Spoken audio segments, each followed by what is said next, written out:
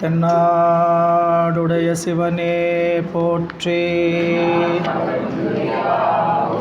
சைவத்தின் மேல் சமயம் வேறு இல்லை, அதில் சார் சிவமாம் தெய்வத்தின் மேல் தெய்வம் இல்லெனும் நான்மறை செம்பொருள் வாய்மை வைத்த சீர்திரு தேவாரமும் திருவாசகமும் உய்வைதரச் செய்த நால்வர் பொற்றாள் எம்முயிர்த்துணையே. தூக்கு சீர்திருத்தொண்டத் தொகை விரிவாக்கினாள் சொல்ல வல்ல பிரான் எங்கள் பாக்கிய பயணாம் பதிகுன்றைவாள் சேக்கிழாரடி சென்னியில் இருத்துவாம். ஈராண்டில் சிவஞானம் பெற்றுயர்ந்த மெய்கண்டார் இணைத்தாள் போற்றி. நாராண்ட பல்லடியார்க்கருள் புரிந்த அருளந்தி நற்றாள் போற்றி. நீராண்ட கடந்தை நகர் மறைஞான சம்பந்தர் நிழல்தாள் போற்றி. சீராண்ட தில்லை நகர் உமாவதியார் செம்பதுமத்திருத்தாள் போற்றி போற்றி. சிற்றம்பலம். அரைசனே அன்பர்க்கடியனேனுடைய பனே ஆவியோடு ஆக்கை புரை புரை கனிய புகுந்து நின்றுரைக்கு பொய்யிருள் கடிந்த மெய்ச்சுடரே திரைபொறா மன்னும் அமுதத்தின் கடலே திருப்பெரும் துறைபுரை சிவனே உரை உணர்விறந்து நின்றுணர்வதோர் உணர்வே யானுன்னை உரைக்குமாறு உணர்த்தே.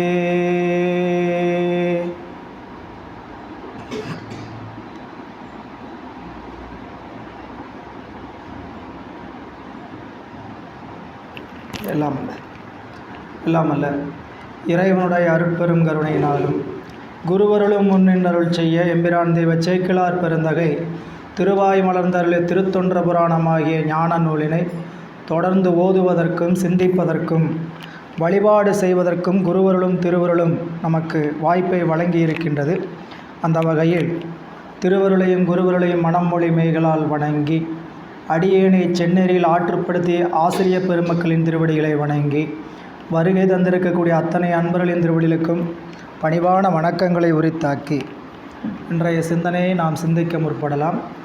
அன்பர்களே, எம்பிரான் தெய்வ சேக்கிழார் பெருமான் திருவாய் மலர்ந்தருளி இருக்கக்கூடிய இந்த பெரிய புராண நூலில் சென்ற வகுப்பில் திருமலைச் சருக்கத்தில் 5வது பகுதியாக இருக்கக்கூடிய தடுத்தாட்கொண்ட புராணத்தை நாம் சிந்தித்து கொண்டிருந்தோம். தடுத்தாட்கொண்ட புராணத்தில் நம்பி ஆரூரர் பெருமானை இறைவன் வழக்கிட்டு வென்று இவர் உன் அடிமை என்று சொல்லி நீதிமன்றத்தில் இருக்கக்கூடிய மறையவர்கள் எல்லாம் தீர்ப்பு வழங்குகிறார்கள். அப்படி தீர்ப்பு வழங்கிய பொழுது இறைவனை, நீ இந்த வெண்ணெய் நல்லூர் என்று நீங்கள் சொன்னீர்கள், எங்களுடைய பெருமைமிக்க பதியை உங்களுடைய திருத்தலமாக சொன்னீர்கள், உங்களுடைய வாழ்வையும் உங்களுடைய வழக்கு முறையும் காட்டுங்கள் என்று சொன்ன பொழுது என்னை ஒருவரும் அறியீர் போலும், என்னோடு பின்னே வாருங்கள் என்று சொல்லி இறைவன் திருவெண்ணெய்நல்லூர் அருட்துறை திருக்கோயில் சென்று மறைகிறார். அப்படி மறைந்தபோது நம் நம்பியாரூர் பெருமான் இறைவனை கரசரண கமலாயங்களெல்லாம் கதறிக்கொண்டு அழைக்க இறைவன் உம்பரின் விடைமேல் தோன்றி அவருக்கு உணர்த்துகிறார்.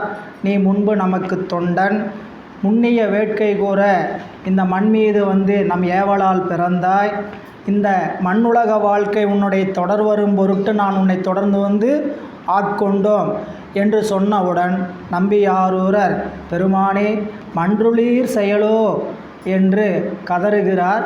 அப்படி கதறி இறைவன்கிட்ட விண்ணப்பம் செய்த பொழுது இறைவன் அடிமைக்குரிய பணி என்ன என்கிற அறிவிக்கிறார். உனக்கு இனிமேல் என்ன பணி தெரியுமா அப்படி சொன்னபோது, மற்ற நீ வன்மை பேசி வன்தொண்டன் என்பதோர் வாழ்வு பெற்றனை, நமக்கும் அன்பில் பெருகிய சிறப்பில் அன்பில் பெருகிய அர்ச்சனை பாட்டே ஆகும், ஆதலால் நம்மை மண்மேல் சொற்றமிழால் பாடுக என்றார் தூமடை பாடும் ஆயா. இந்த இடத்துல நாம் நிற்கிறோம். பெருமான் என்னை தமிழ் அர்ச்சனை பாடல்களை பாடுவதுதான் உன்னுடைய பணி இனிமேல் என்று உத்தரவிடுகிறார், ஆணை. அந்த ஆணையை ஏற்றருளிய நம்பி ஆரூரர் பெருமான் என்ன செய்கிறார் என்கின்ற சிந்தனை தான் இன்றைய சிந்தனையாக நமக்கு தொடர்கிறதுங்க. 70வது பாடல் இன்றைய சிந்தனை. 71. திருச்சிற்றம்பலம். தேடிய அயனும் மாலும் தெளிவுறாது ஐந்தெழுத்தும் பாடிய பொருளாய் உள்ளான் பாடுவாய் நம்மை என்ன நாடிய மனத்தராகி நம்பி ஆரூரர் மன்றுள் ஆடிய செய்யத்தாலே அஞ்சலி கூப்பி நின்று. இறைவன் இனி நம்மை பாடுவாயப்பா அப்படின்னு சொன்னவுடன் என்ன பாடுறது? பாடச் சொல்லக்கூடிய ஆள் சாதாரண ஆளா? பாடச் சொல்லக்கூடிய ஆள் சாதாரண ஆளா? அவர் எப்படிப்பட்டவர்? தேடிய அயனும் ஆளும் தேடி தெளிவுறாத பெருமாள். தேடிய அயனும் ஆளும் தெளிவுறாது ஐந்தெழுத்து கொண்டு தேடியவர்கள். இப்போது நமக்கு ஒரு குறிப்பு என்னென்னு பார்த்தீங்கன்னா, இறைவனை நாம் தேடி அடைவதற்கான சாதனம் ஐந்தெழுத்து. அதை தான் சொல்கிறார், தேடிய அயனும் மாலும் தெளிவுறாது ஐந்தெழுத்தும் பாடிய பொருளாய் உள்ளார். சிவபெருமான் தேடிய அயனும் மால் வரலாறு உங்களுக்கு தெரிந்த வரலாறு தான். இறைவனை அடிமுடி தேடிய வரலாறு, இறைவன் அண்ணாமலை சோதி பெருமானாக நின்ற வரலாறு. அப்படி தேடியவர்களுக்கு இறைவன் அகப்படவில்லை. ஏன் அகப்படவில்லை அப்படின்னா, யார் ஒருவர் தன்னுடைய முனைப்பு கொண்டு தேடுகிறார்களோ, திருமால் செல்வத்துக்கு தலைவன், பிரம்மா கல்விக்கு தலைவன். அப்போ நமக்கு சொல்லக்கூடிய தத்துவம் என்ன அப்படின்னு பார்த்தீங்கன்னாங்க, இறைவனை செல்வத்தாலோ கல்வியாலோ தேடி அடைய இயலாது. அப்போ எதனால் தேடி அடையலாம்? அன்பினால் தேடி அடையலாம். அன்பெனும் பிடியில் அகப்படும் மலையாக இருப்பவர். சரிங்களா? அதான் சொன்னார் நம்ம மணிவாசக பெருமான். சரிங்களா? அப்போது இங்கே தேடிய அயனும் மாலும் தேடி தெளிவுறாது. அப்புறம் எப்படி கண்டார்கள்னு கேட்டிங்கன்னா, ஐந்தெழுத்தால். சிவபெருமானை தேடுவதற்கான சாதனம் ஐந்தெழுத்து.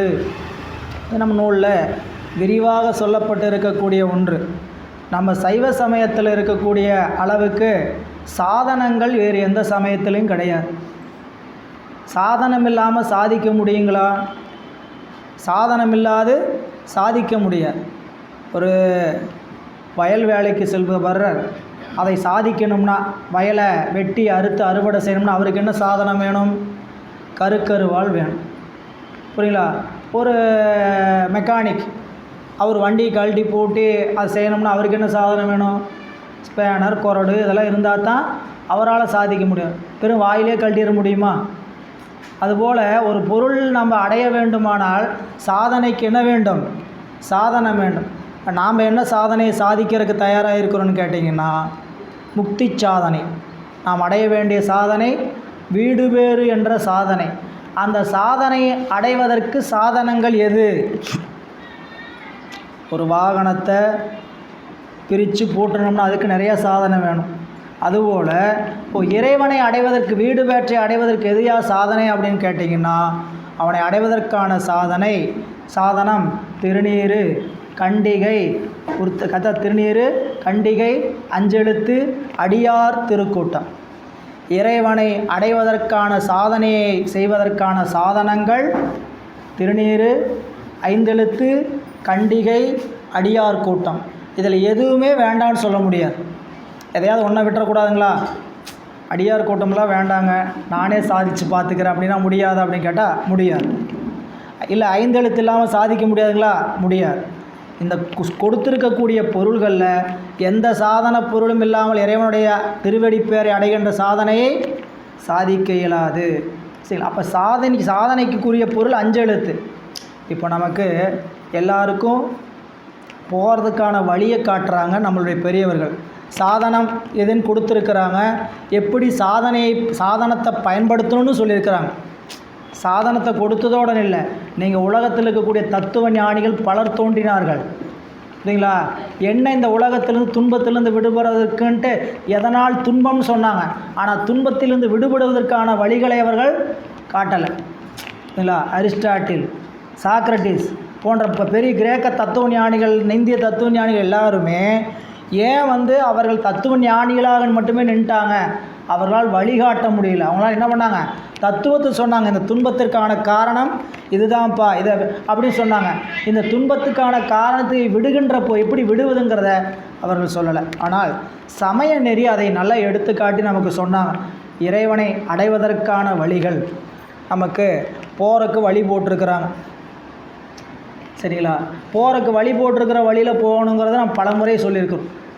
ஆமாறு நம்மளுடைய பெருமானை அடைவதற்கு யாரெல்லாம் ஆமாறு தயாராக இருக்கிறோம்? மணிவாசகர் 2 சொல்கிறார். ஒன்று ஆமாறு, இன்னொன்று சாமாறு. ஆமாறு, இன்னொன்று சாமாறு. என்ன ஆமாறு? நல்ல இடத்துக்கு போகிறதுக்கான வழியை நான் சொல்கிறேன். ஆமாறு அது இல்லை, அதை நான் விட்டுட்டு நான் எந்த வழிக்கு போவேன்னு அடம் பிடிக்கிறேன் நீ, சாமார். சரிங்களா? அப்போ அதை சொல்லும் பொழுது ஆமாறாக இருப்பது என்ன? ஆமாறு உன் திருவடிக்கே அகம் குழையேன். சிவபெருமான் திருவடிக்கு ஆகுமாறு அகம் குழையேன்.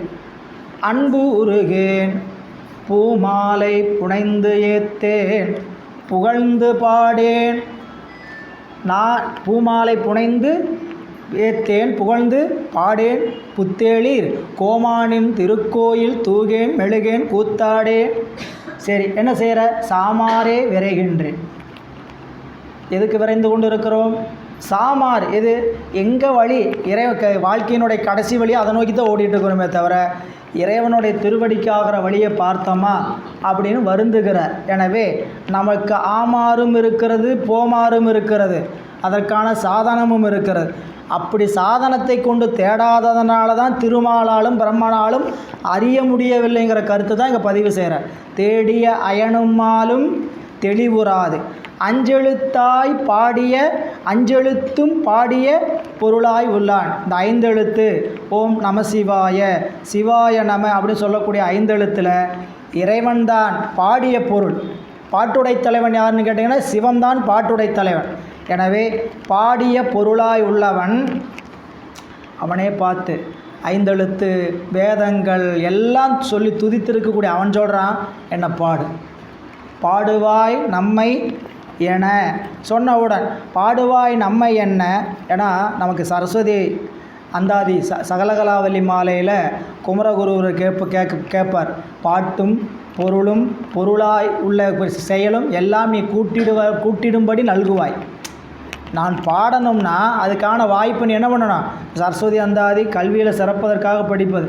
அப்போ அப்படி பாடும் பொழுது அவர் கேட்குறார், பாட்டும் பொருளும் பொருளால் பொருந்தும் பயனும் என்பால் கூட்டிடும் நின் கடைக்கண் நல்காய். என்னட்ட வந்து கூடுறதுக்கு நீ என்ன பண்ண? உன்னுடைய கடைக்கண் பார்வையை பெருமானே செலுத்து அப்படின்னு கேட்குறார். எனவே இங்கே பாடிய பொருளாயுள்ளவன் பாடுவாய் என்று சொன்னவுடன் நாடிய மனத்தர் ஆகி என்ன பாடுறது, எப்படி பாடுறது? இவர் பாடச் சொல்லியிருக்கிறாரு. இவரை பற்றி நம்ம என்னன்னு இப்போ நம்மளுக்கு எல்லாருக்குமே என்ன இடையூறு, என்ன கஷ்டம் வரும்? நீங்கள் யாராவது சொல்ல சொல்லி பேச சொல்லி பாட சொன்னால் என்ன சொல்லுவோம்? நீங்கள் நம்மளுக்கு எல்லாருக்குமே ஸ்டார்டிங் ட்ரபிள் வரும். சரிங்களா? பின்னாடி யாராவது எடுத்து கொடுத்தா பின்னாடி என்ன பண்ணுவோம்? சிறப்பாக செஞ்சுருவோம். அப்படியே பின்பாட்டு பாடுறதில் ஒரு குறையும் இருக்காது. ஆனால் முன்பாட்டுக்கு வாங்கன்னு சொன்னோம்னா ஒருத்தரும் கூப்பிட்டா என்ன பண்ண மாட்டாங்க, அப்படின்னு நின்றுட்டே இருப்பாங்க. இப்போது எப்படி பாடுற? இந்த வந்திருக்கக்கூடிய பெருமான் இறைவன் தெரிஞ்சு போச்சு இல்லை சார். அவர் யாரோ ஒரு கிழவர் வந்திருக்கிறாரு, வயதானவர் நம்மகிட்ட வாதாடிட்டு இருக்கிறன்னு சொன்னோன்னே என்ன பண்ணார்? வாய்க்கு வந்தபடியெல்லாம் பேசிட்டார். இப்போ அவரை பாடணும்னா என்ன பண்ணணுங்க? புகழணும். முன்னாடி வந்தவர் ஒரு வயோதிக வேடத்தில் வந்த அந்தனர் தான் இறைவன் இப்போ தெரியுது. இப்போ அவரை என்ன பண்ணணும்? புகழ வேண்டும். புகழணும்னா என்னடா புகழ்றது அப்படின்னு சொல்லி இவர் நாடி எப்படி இவரை போற்றுவது என்று சிந்திக்கக்கூடிய மனத்தை உடையவராகி நம்பியார் நினச்சாராம், நம்பியாரூரர் மன்றுள் ஆடிய செய்யத்தாலை அஞ்சலி கூப்பி நின்று நேராக தில்லையில் இருக்கக்கூடிய கூத்த பெருமானுடைய திருவடிகளை மனதில் எண்ணிக்கொண்டு அதற்கான அறிவை வேண்டுகிறார். அப்போ புரியுதுங்களா? இப்போது சாமிகிட்ட நம்ம பாடுவதற்கும் பணி செய்வதற்கும் அவர்கிட்ட தான் நாடி நிற்கணும். நம்ம செஞ்சுருவோங்கிற முனைப்பெல்லாம் இருக்கவே கூடாது. நம்ம பணி செய்யணும். நேற்று ஒரு பணி செஞ்சுட்டு வந்தீங்க, இன்றைக்கி அதே பணி தான் போய் செய்ய போகிறீங்க. ஏன் இந்த கோயிலுக்கு திருத்தொண்டு செய்ய வர்றவங்களெல்லாம் கவனித்து பாருங்கள். நந்தி பெருமான்கிட்ட வந்து அப்படி ஒரு வணக்கம் வைக்கணும். ஏன் இதோ உங்களுடைய பெரிய எல்லைக்குள்ளே நான் வர்றேன், சரிங்களா? சாமி, உங்களுக்கான வாய்ப்பை என்கிட்ட பயன்படுத்துங்க, என்னை உங்களுக்கான என்ன பண்ணுங்கள், பணியுங்கள். திருவிசைப்பால 10 பாட்டிலையும் சொல்கிறார், பணியுமா பணியே. உனக்கு என்ன பணி செய்யணுமோ அதை நீங்கள் என்னை பணிய வையுங்கள். பாடுமா பாடு, நுகருமா நுகரே, நினையுமா நினையே. எத்தனை சொல்கிறார்? நான் நினைக்கணும் உங்களைய, அதுக்கு நீங்கள் என்ன பண்ணுங்கள், நினைங்க. சாமியை நாம் நினைக்கணும். நாம் என்ன நினச்சிக்கிறோம்? நானே நினச்சிக்குவேன், நானே பாடிக்குவேன், நானே பணி செய்து கொள்ளுவேன். ஏன் நேற்று நான் தான் செஞ்சுட்டு வந்தேன். ஏன் நேற்று செய்ததுக்கு சாமிக்கு வண்டி நாம் வாய்ப்பு கொடுத்தார். இன்றைக்கி போனீங்களா சாமி, அந்த பணி இன்றைக்கும் அதே மாதிரி செய்கிறதுக்கு வாய்ப்பு கொடுங்க. எப்பையெல்லாம் முனைப்பு தோன்றுகிறதோ அப்பையெல்லாம் நம்முடைய பணி தடைபடும். நாம் செய்கிற பணி முனைப்பு, நான் செய்தேன், நான் இன்றைக்கி செஞ்சுட்டேன், சிறப்பாக செஞ்சுட்டேன்னு நினச்சோம்னா, நான் என்னங்க செஞ்ச, வாய்ப்பு என்ன கொடுத்தாரோ அதை செஞ்சேன் அப்படின்ட்டிங்கன்னா தப்பிச்சுக்கிட்டோம். இல்லை, ஆமாங்க நான் நல்லா செஞ்சுட்டேன் அப்படின்னு முனைப்பு வந்துன்னா அடுத்த நாள் அந்த பணிக்கு தடை வந்து சேரும். இதெல்லாம் இறைவன் நமக்கு கொடுக்கக்கூடிய பணியினுடைய வாய்ப்பு. எனவே இங்கே சொல்கிறார், நாடிய மனத்தராய் பெருமான் என்ன பண்ணுறாங்க, ஆடிய செய்யத்தாலை அஞ்சலி கூப்பி நின்று பெருமானை, தில்லை கூத்த பெருமானை வேண்டுகிறார். வேதியன்னாகி என்னை வழக்கினால் வெல்ல வந்த ஊதியம் அறியாதேனுக்கு உணர்வு தந்து உய்யக் கொண்ட கோதிலா அமுதே, இன்று உன் குணப்பெரும் கடலை நாயேன் யாதினை அறிந்தேன் என் சொல்லி பாடுகேன் என மொழிந்தார். சாமியை பார்த்து அப்படியே விடைமேல் தோன்றிருக்கக்கூடிய இறைவனை பார்த்து, பெருமானே, நீங்கள் என்னை வந்து நீதிமன்றத்தில் வழக்கினால் வாதிட்டு வென்றீங்க, நான் வேணும்னு வென்றீங்க, நீங்கள் தான் வந்தீங்கன்னு தெரியாத எனக்கு நான் என்ன சொல்லி பாடுவேன். அருமையாக சொல்கிறார். வேதியனாகி என்னை வழக்கினால் வெல்ல வந்த ஊதியம். சரி, நம்மகிட்ட ஒருத்தர் வந்து ஒரு இடத்துக்கு போகலாம் வாங்கன்னு கூப்பிடுறார். எங்கேன்னு கேட்போம். நாம் எங்கே போகிறோம், பேசாமல் பின்னாடி வா. ஏறி உட்காந்து நமக்கு கூட்டிகிட்டு போய் ஒரு சிறப்பான செயலை செஞ்சு வச்சாருன்னு வச்சுங்க. கூப்பிட்டு போனார், ஒரு பரிசு வாங்கி கொடுத்தாரு, இல்லை வயிறாறு சாப்பாடு வாங்கி கொடுத்துட்டாரு, எதையாவது நம்மளை என்ன பண்ணிட்டாரு, பயங்கரமாக மகிழ்ச்சி அடைய வச்சிட்டாரு. சரிங்களா? இப்போ நம்ம அறிவு எப்படி இருக்குது, நம்ம சிந்தனை எப்படி இருக்கும், இதுக்கு தான் அவர் கூப்பிட்டாரா, இதுக்கு தான் அவர் செஞ்சாரா? இல்லை, இப்போது நம்பியாரோடைய நிலைப்பாடு என்னன்னு கேட்டிங்கன்னா, வந்தார், வாதிட்டார், வழக்கில் வென்றார். எதுக்கே அவ்வளோ செய்தார்னு கேட்டால், இந்த சிவபெருமான் கருணை செய்வதற்காக இவ்வளோ வந்து செய்தார். அப்படிப்பட்ட உண்மையான ஊதியத்தை அறியாதவனாகிவிட்டேனே. வேதியனாகி வழக்கினால் என்னை வெல்ல வந்த ஊதியம். என்ன ஊதியம்? உயிருக்கான ஊதியம். நமக்கு எல்லாரும் ஊதியம் இல்லாமல் எந்த வேலையும் செய்ய மாட்டோம், இல்லைங்களா? ஊதியம் இல்லாமல் எந்த வேலையாக செய்வோம்? சும்மா செய்கிறதுனா கொஞ்சம் கஷ்டம்தானே. இதுக்காக ஒரு பயன் இல்லாமல் பிரயோஜனம்லாம் வந்துட்டு போக முடியுமா? எல்லாருக்குமே ஒரு காரியத்தோட பயனும் இருக்க வேணும். அப்போது நமக்கு உடம்புக்கான ஊதியத்தை எல்லோரும் தேடுறோம். 8 மணி நேரம் வேலை பார்த்தாவது, 12 மணி நேரம் வேலை பார்த்தாவது என்ன பண்ணுறோம், உடம்புக்கான ஊதியம். அது அவங்களோட உழைப்புக்கு ஏற்ற மாதிரி ஊதியம் கிடைக்குது, சாமி கொடுக்குறாங்கன்னு வச்சுக்கோங்க. ஆனால் நாம் இவ்வளவு நாள் தேடினதில் உயிருக்கான ஊதியம் எதுன்னு தெரிந்துக்கிட்டோமா? உயிருக்கான ஊதியம் இறைவனுடைய திருவருள் தான். நீங்கள் உயிரினுடைய தன்மையில் எவ்வளவு இறைவனுக்காக நீங்கள் அந்த அன்போடும் பணிவோடும் தொண்டு செய்கிறீர்களோ, அந்த பணிக்கும் தொண்டுக்கான உழைப்புக்கான ஊதியத்தை எதுக்கு கொடுக்குறார் இறைவன்? உயிருக்கு. இந்த உயிருக்கு ஊதியம் கொடுத்தாருன்னு உங்களுக்கு தெரியுமா? எவ்வளோ கொடுத்துருக்குறாருன்ட்டு. சம்பளத்தை மாதமான கவரில் போட்டு கொடுக்குங்காட்டி இவ்வளோ கொடுக்குறாங்க, குறைஞ்சதுன்னா கேட்கலாம். இந்த சிவபெருமான் ஊதியத்தை கொடுக்குறானே, ஏதாவது எவ்வளோ குறைவாக கொடுத்தான், எவ்வளோ போட்டிருக்கிறான், நம்மளுக்கு எவ்வளோ சம்பளம்னாவது தெரியுமா? ஒன்றுமே தெரியாது, புரியல. ஆனால் நம்மளுடைய பட்டினத்தடிகள் மணிவாசக பெருமானும் சொல்கிறாங்க, உழைப்பின் வாரா உறுதிகள் உழவோ, உழைத்தால் உறுதி உண்டோதான். சாமிகிட்ட நீங்கள் உலகத்தில் இருக்கக்கூடிய நல்ல ஒரு முதலாளியும் தொழிலாளியும் எப்படி இருப்பாங்க? உழைச்ச ஊதியத்துக்கு என்ன பண்ணிடுவாங்க? பணத்தை கொடுத்துருவாங்க, ஏமாற்ற மாட்டாங்க. இன்றைக்கி அந்த காலத்தில் ஒரு வழக்கே உண்டு, வேலை செஞ்சுட்டு குமிஞ்சு எழுந்திரிச்சா முதுகில் பணத்தை வச்சிடணும், போயிட்டு வாங்கலாம் சொல்லாமல் என்ன பண்ணணும், முதுகில் அவ்வளோ சீக்கிரம் உழைப்பாளியோட வேர்வை நிலத்தில் சிந்தரக்கூட பணத்தை அது ஊதியத்தை கொடுத்துருன்ட்டு. உலகில் இருக்கக்கூடியவங்களுக்கே இவ்வளவு அறிவு இருக்கும்போது சிவபெருமான் என்ன அவ்வளவு இதாக யோசிச்சு பாருங்கள். நாம் செய்யக்கூடிய பணிகளுக்கான இது நிச்சயம் பெருமான் கொடுப்பான். இந்த நம்பிக்கையை நாம் ஒவ்வொருவரும் பெருமான் மீது, அதுதான் சொல்கிறார். ஊதியம் என்பது எது அப்படின்னு சொன்னது தான் மணிவாசர் திருக்கோவையில் கடைசி சொன்னார். ஊருணி உற்றவர் கூரன்மட் யாவர்க்கும் ஊதியமே. காரணி கற்பகம் கற்றவர் நற்றுணை பாணரொக்கள் சீரணி சிந்தாமணி அணி தில்லை சிவனடிக்கே தாரணி கொன்றையன் தக்கோர் தன் சங்க நிதி விதிசேர் ஊருணி உற்றவர் கூரன்மட் யாவர்க்கும் ஊதியமே. ஒரு ஊருணி இருந்ததுன்னா என்ன பயன்பாடு? ஊருணி கேள்வி, தண்ணி நிறைஞ்சிருக்கக்கூடிய ஒரு குளம். இந்த ஊருணி ஊருக்கெல்லாம் பயன்படும். ஊரில் இருக்கக்கூடியவங்க எல்லாரும், மனிதர்கள் மட்டுமல்ல எல்லா விலங்குகளும் சாப்பிட்ற அளவுக்கு அந்த தண்ணீர் பயன்படும். அதுபோல் இறைவன் என்கின்றவனுடைய அருள் எல்லா உயிர்களுக்கும் ஊதியமாக இருப்பது. ஊருணினா எல்லாருக்கும் பயன்படுது. அதுபோல் சிவபெருமான் அருளை வேண்டியவங்க வேண்டாதவங்க எல்லாருக்கும் அதனுடைய அருள் பயன்படுவது. யார் அவரை நோக்கி தொழுது நிற்கிறார்களோ அவர்களுக்கு முதல்.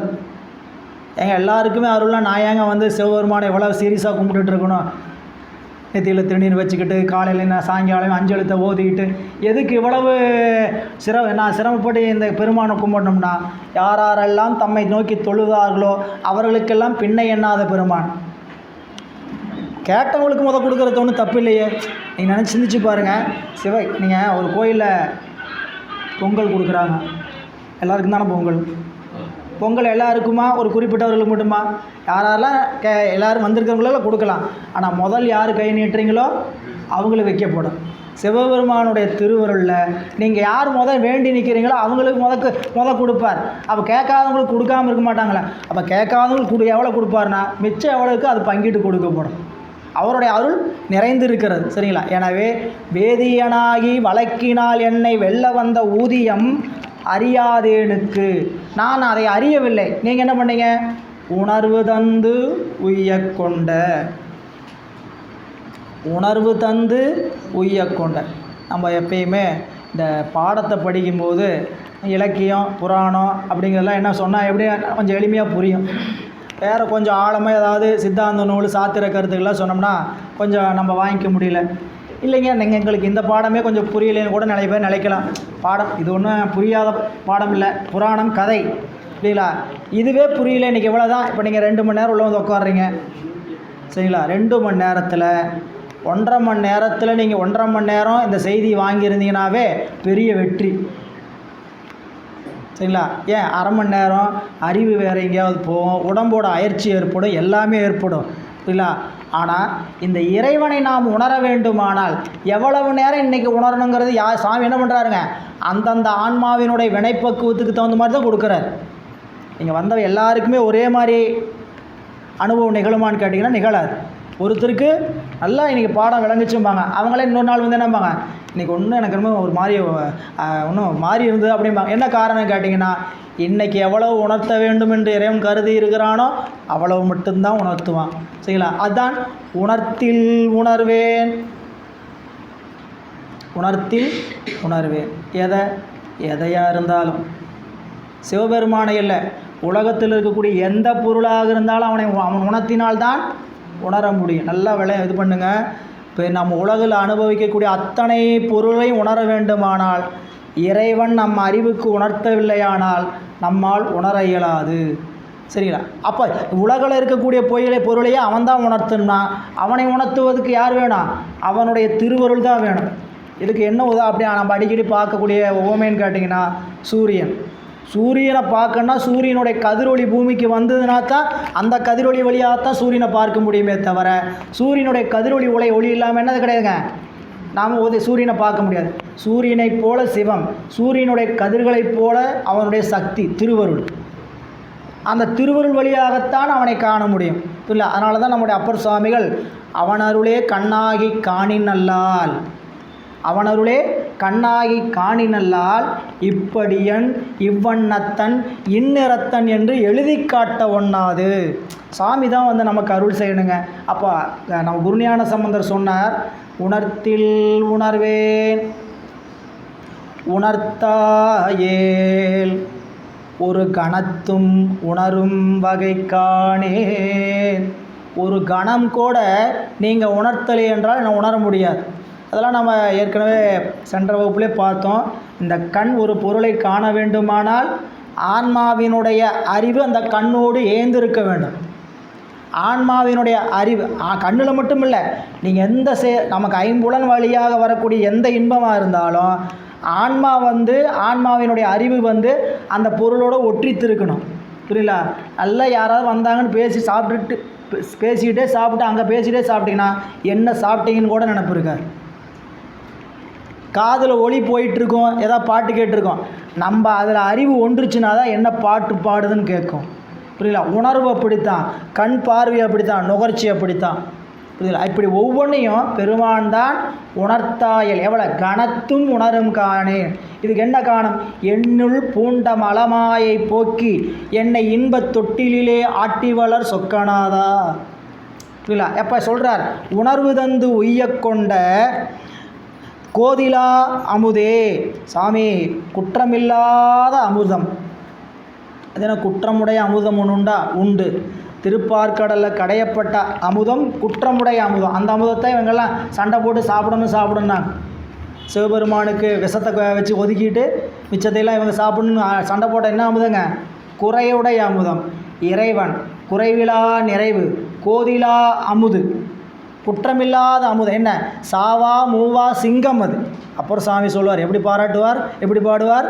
சாவா மூவா சிங்கமே உன்னடிக்கே போதுகின்றேன் பூம்புலகுலூர் மேவிய புண்ணியனே. இது சாவா மூவா, அதுக்கு இறப்பும் இல்லை மூப்பும் இல்லை. புரியல? அப்போ அந்த பெருமானுடைய திருவருள் எப்படி இருக்குன்னு கேட்டிங்கன்னா, கோதிலா அமுதே இன்று உன் குணப்பெரும் கடல். இந்த பெருமானுடைய கருணை எப்படிப்பட்ட கடல்? குணப்பெரும் கடல். ஏன் கடல்? ஒருவருக்கு செய்கின்ற உதவி நாம் எந்த விதமான பயனும் கருதாது செய்தோம்னா அந்த உதவி எதை விட பெரியதுன்னு சொன்னாருங்க? கடலை விட பெரியதுன்னார் வள்ளுவ பெருந்தகை. பயன்தூக்கார் செய்த உதவி நயன்தூக்கின் நன்மை கடலினும் பெரிது. அப்போது இறைவன் இப்போ நம்மளுக்கு உதவி செய்கிறார். என்னங்க உதவி செய்கிறார்? பிறப்பை கொடுத்து இந்த பிறப்பில் நமக்கு என்னென்னலாம் அனுபவ நிகழ்வுன்னு கொடுத்துருக்கிறாரு. அந்த உதவியை ஏதாவது நாம் திருப்பி செய்வோம்னா செய்கிறாரு. இவரை நல்லா வாழ வச்சா ஒரு 100 லிட்டர் பால் வெட்டுன்னு வந்து நம்ம தலைமையில் ஊற்றுவார் அப்படி நினச்சா செய்கிறாரு. பணமாக அள்ளி கொடுக்குறாரு. தங்க கிரீடம் போடுவார்னாக்க தங்க கிரீடம் போடுறவருக்கு மகிழ்ச்சியா? தங்க கிரீடத்தை வாங்கிக்கிறதுக்கு மகிழ்ச்சியா? சாமிக்கு தங்க கிரீடம் சாத்துறாங்க. ஏழுமலையானு கொண்டு போய் சரிங்களா, எல்லாம் நடராஜமூர்த்தி சுவாமிகளுக்கு போய் தங்கத்தினால் செய்த வில்வ மாலை போட்டாங்க. இதை போட்டவங்களுக்கு மகிழ்ச்சியா? நடராஜ பெருமான் அவங்கள பார்த்தா ரொம்ப சந்தோஷம், உங்களுக்கு கொடுத்த இதுக்கு நீங்கள் நான் சரியாக அவங்க மஞ்சள் மகிழ்ச்சி அடைவார். அவருக்கு விருப்பம் வெறுப்பும்லாம் இல்லை. இதை அணிவதனால் நம்ம நன்றி கடன் சாமிகிட்ட போய் இப்படி எனக்கு செய்திருக்கிற வாழ்க்கைக்கு நன்றி பெருமானேன்னு சொல்லி நன்றி கடப்பாடுபட்டதுனால. அப்போ இறைவன் எந்த விதமான பயனும் கருதாது ஆன்மாக்களுக்கு இந்த உதவி என்ன செஞ்சிட்ருக்கிறாரு? அனாதிகாலம் தொட்டே செய்துக்கிட்டு இருக்கிறார். ஏதோ நம்ம பிறப்புக்கு வந்ததுக்கு பிறகு தான் செய்கிறாருன்னு வச்சுக்கூடாது. நம்ம கேவலத்தில் இருந்த பொழுதும் நமக்கான அருளை இறைவன் செய்து கொண்டே இருக்கிறார். கேவலத்தில் என்ன உதவி செய்தார் அப்படிங்கிறதுக்கு தான் மணிவாசக பெருமான் நள்ளிருளில் நட்டம் பயின்றாடும் நாதனே. நள்ளிருளில் நட்டம் பயின்றாடும் நாதன் யார்? சிவபெருமான், நடராஜ பெருமான். அதான் நள்ளிருளில் நட்டம் ஆடுறது. அவர் எப்பயும் இருட்டில் தான் ஆடுவாரா? வெளிச்சத்துக்கே வரமாட்டாரா? ஒரு வெளிச்சத்துக்கு வந்து ஆட மாட்டாரா? எப்பயும் இருட்டில் ஆடுற ஆள் அந்த ஆள் அப்படின்னு கேட்டிங்கன்னா அதுக்கு தான் சைவ சித்தாந்தம். புரியல? நள்ளிருள் என்பது என்னதுங்க? நாம் பிறப்புக்கு வராத நிலைக்கு பேர், கேவலத்துக்கு பேர் நள்ளிருள். புரியல? இருண்ட இருள். அது என்ன? கேவலம். ஏன் அப்படி சொன்னாங்க? அறிவு சிறிதும் விளங்காமல் இருந்ததுனால அந்த இடத்துக்கு பேர் என்னதுங்க? கேவலம், நள்ளிருள். இதை அந்த இடத்துல சாமியோடைய உபகாரம் செய்து கொண்டிருந்தார். என்ன உபகாரம்? இப்போயாவது உடம்பை கொடுத்துருக்கிறாரு, உடம்புக்கான கருவிகரணங்களை கொடுத்துருக்கிறாரு. இதை ரெண்டையும் வச்சு உலகத்தை அனுபவிக்கிறதுக்கான உலகத்தை கொடுத்துருக்கிறாரு. அந்த அனுபவத்துக்கு தேவையான பொருள்களை எல்லாம் கொடுத்துருக்கிறாரு. நான் பிறப்புக்கே வரல, கேவலத்தில் இருந்தேன், உடம்பே கொடுக்கல, ஆன்மா ஒரு சூக்கும பொருளாக இருந்தது. அப்படிப்பட்ட ஆன்மாவுக்கு இவர் என்ன உதவி செஞ்சார், என்ன ஐந்தொழில் செஞ்சார்னு கேட்டிங்கன்னா, இந்த ஆன்மா இந்த பிறப்புக்கு உடம்பை பெற்று அனுபவத்துக்கு தயாராகணும் இல்லைங்களா, அந்த அனுபவத்துக்கு தயாராகிறதுக்கான பயிற்சியை அங்கேயே கொடுக்குறார்.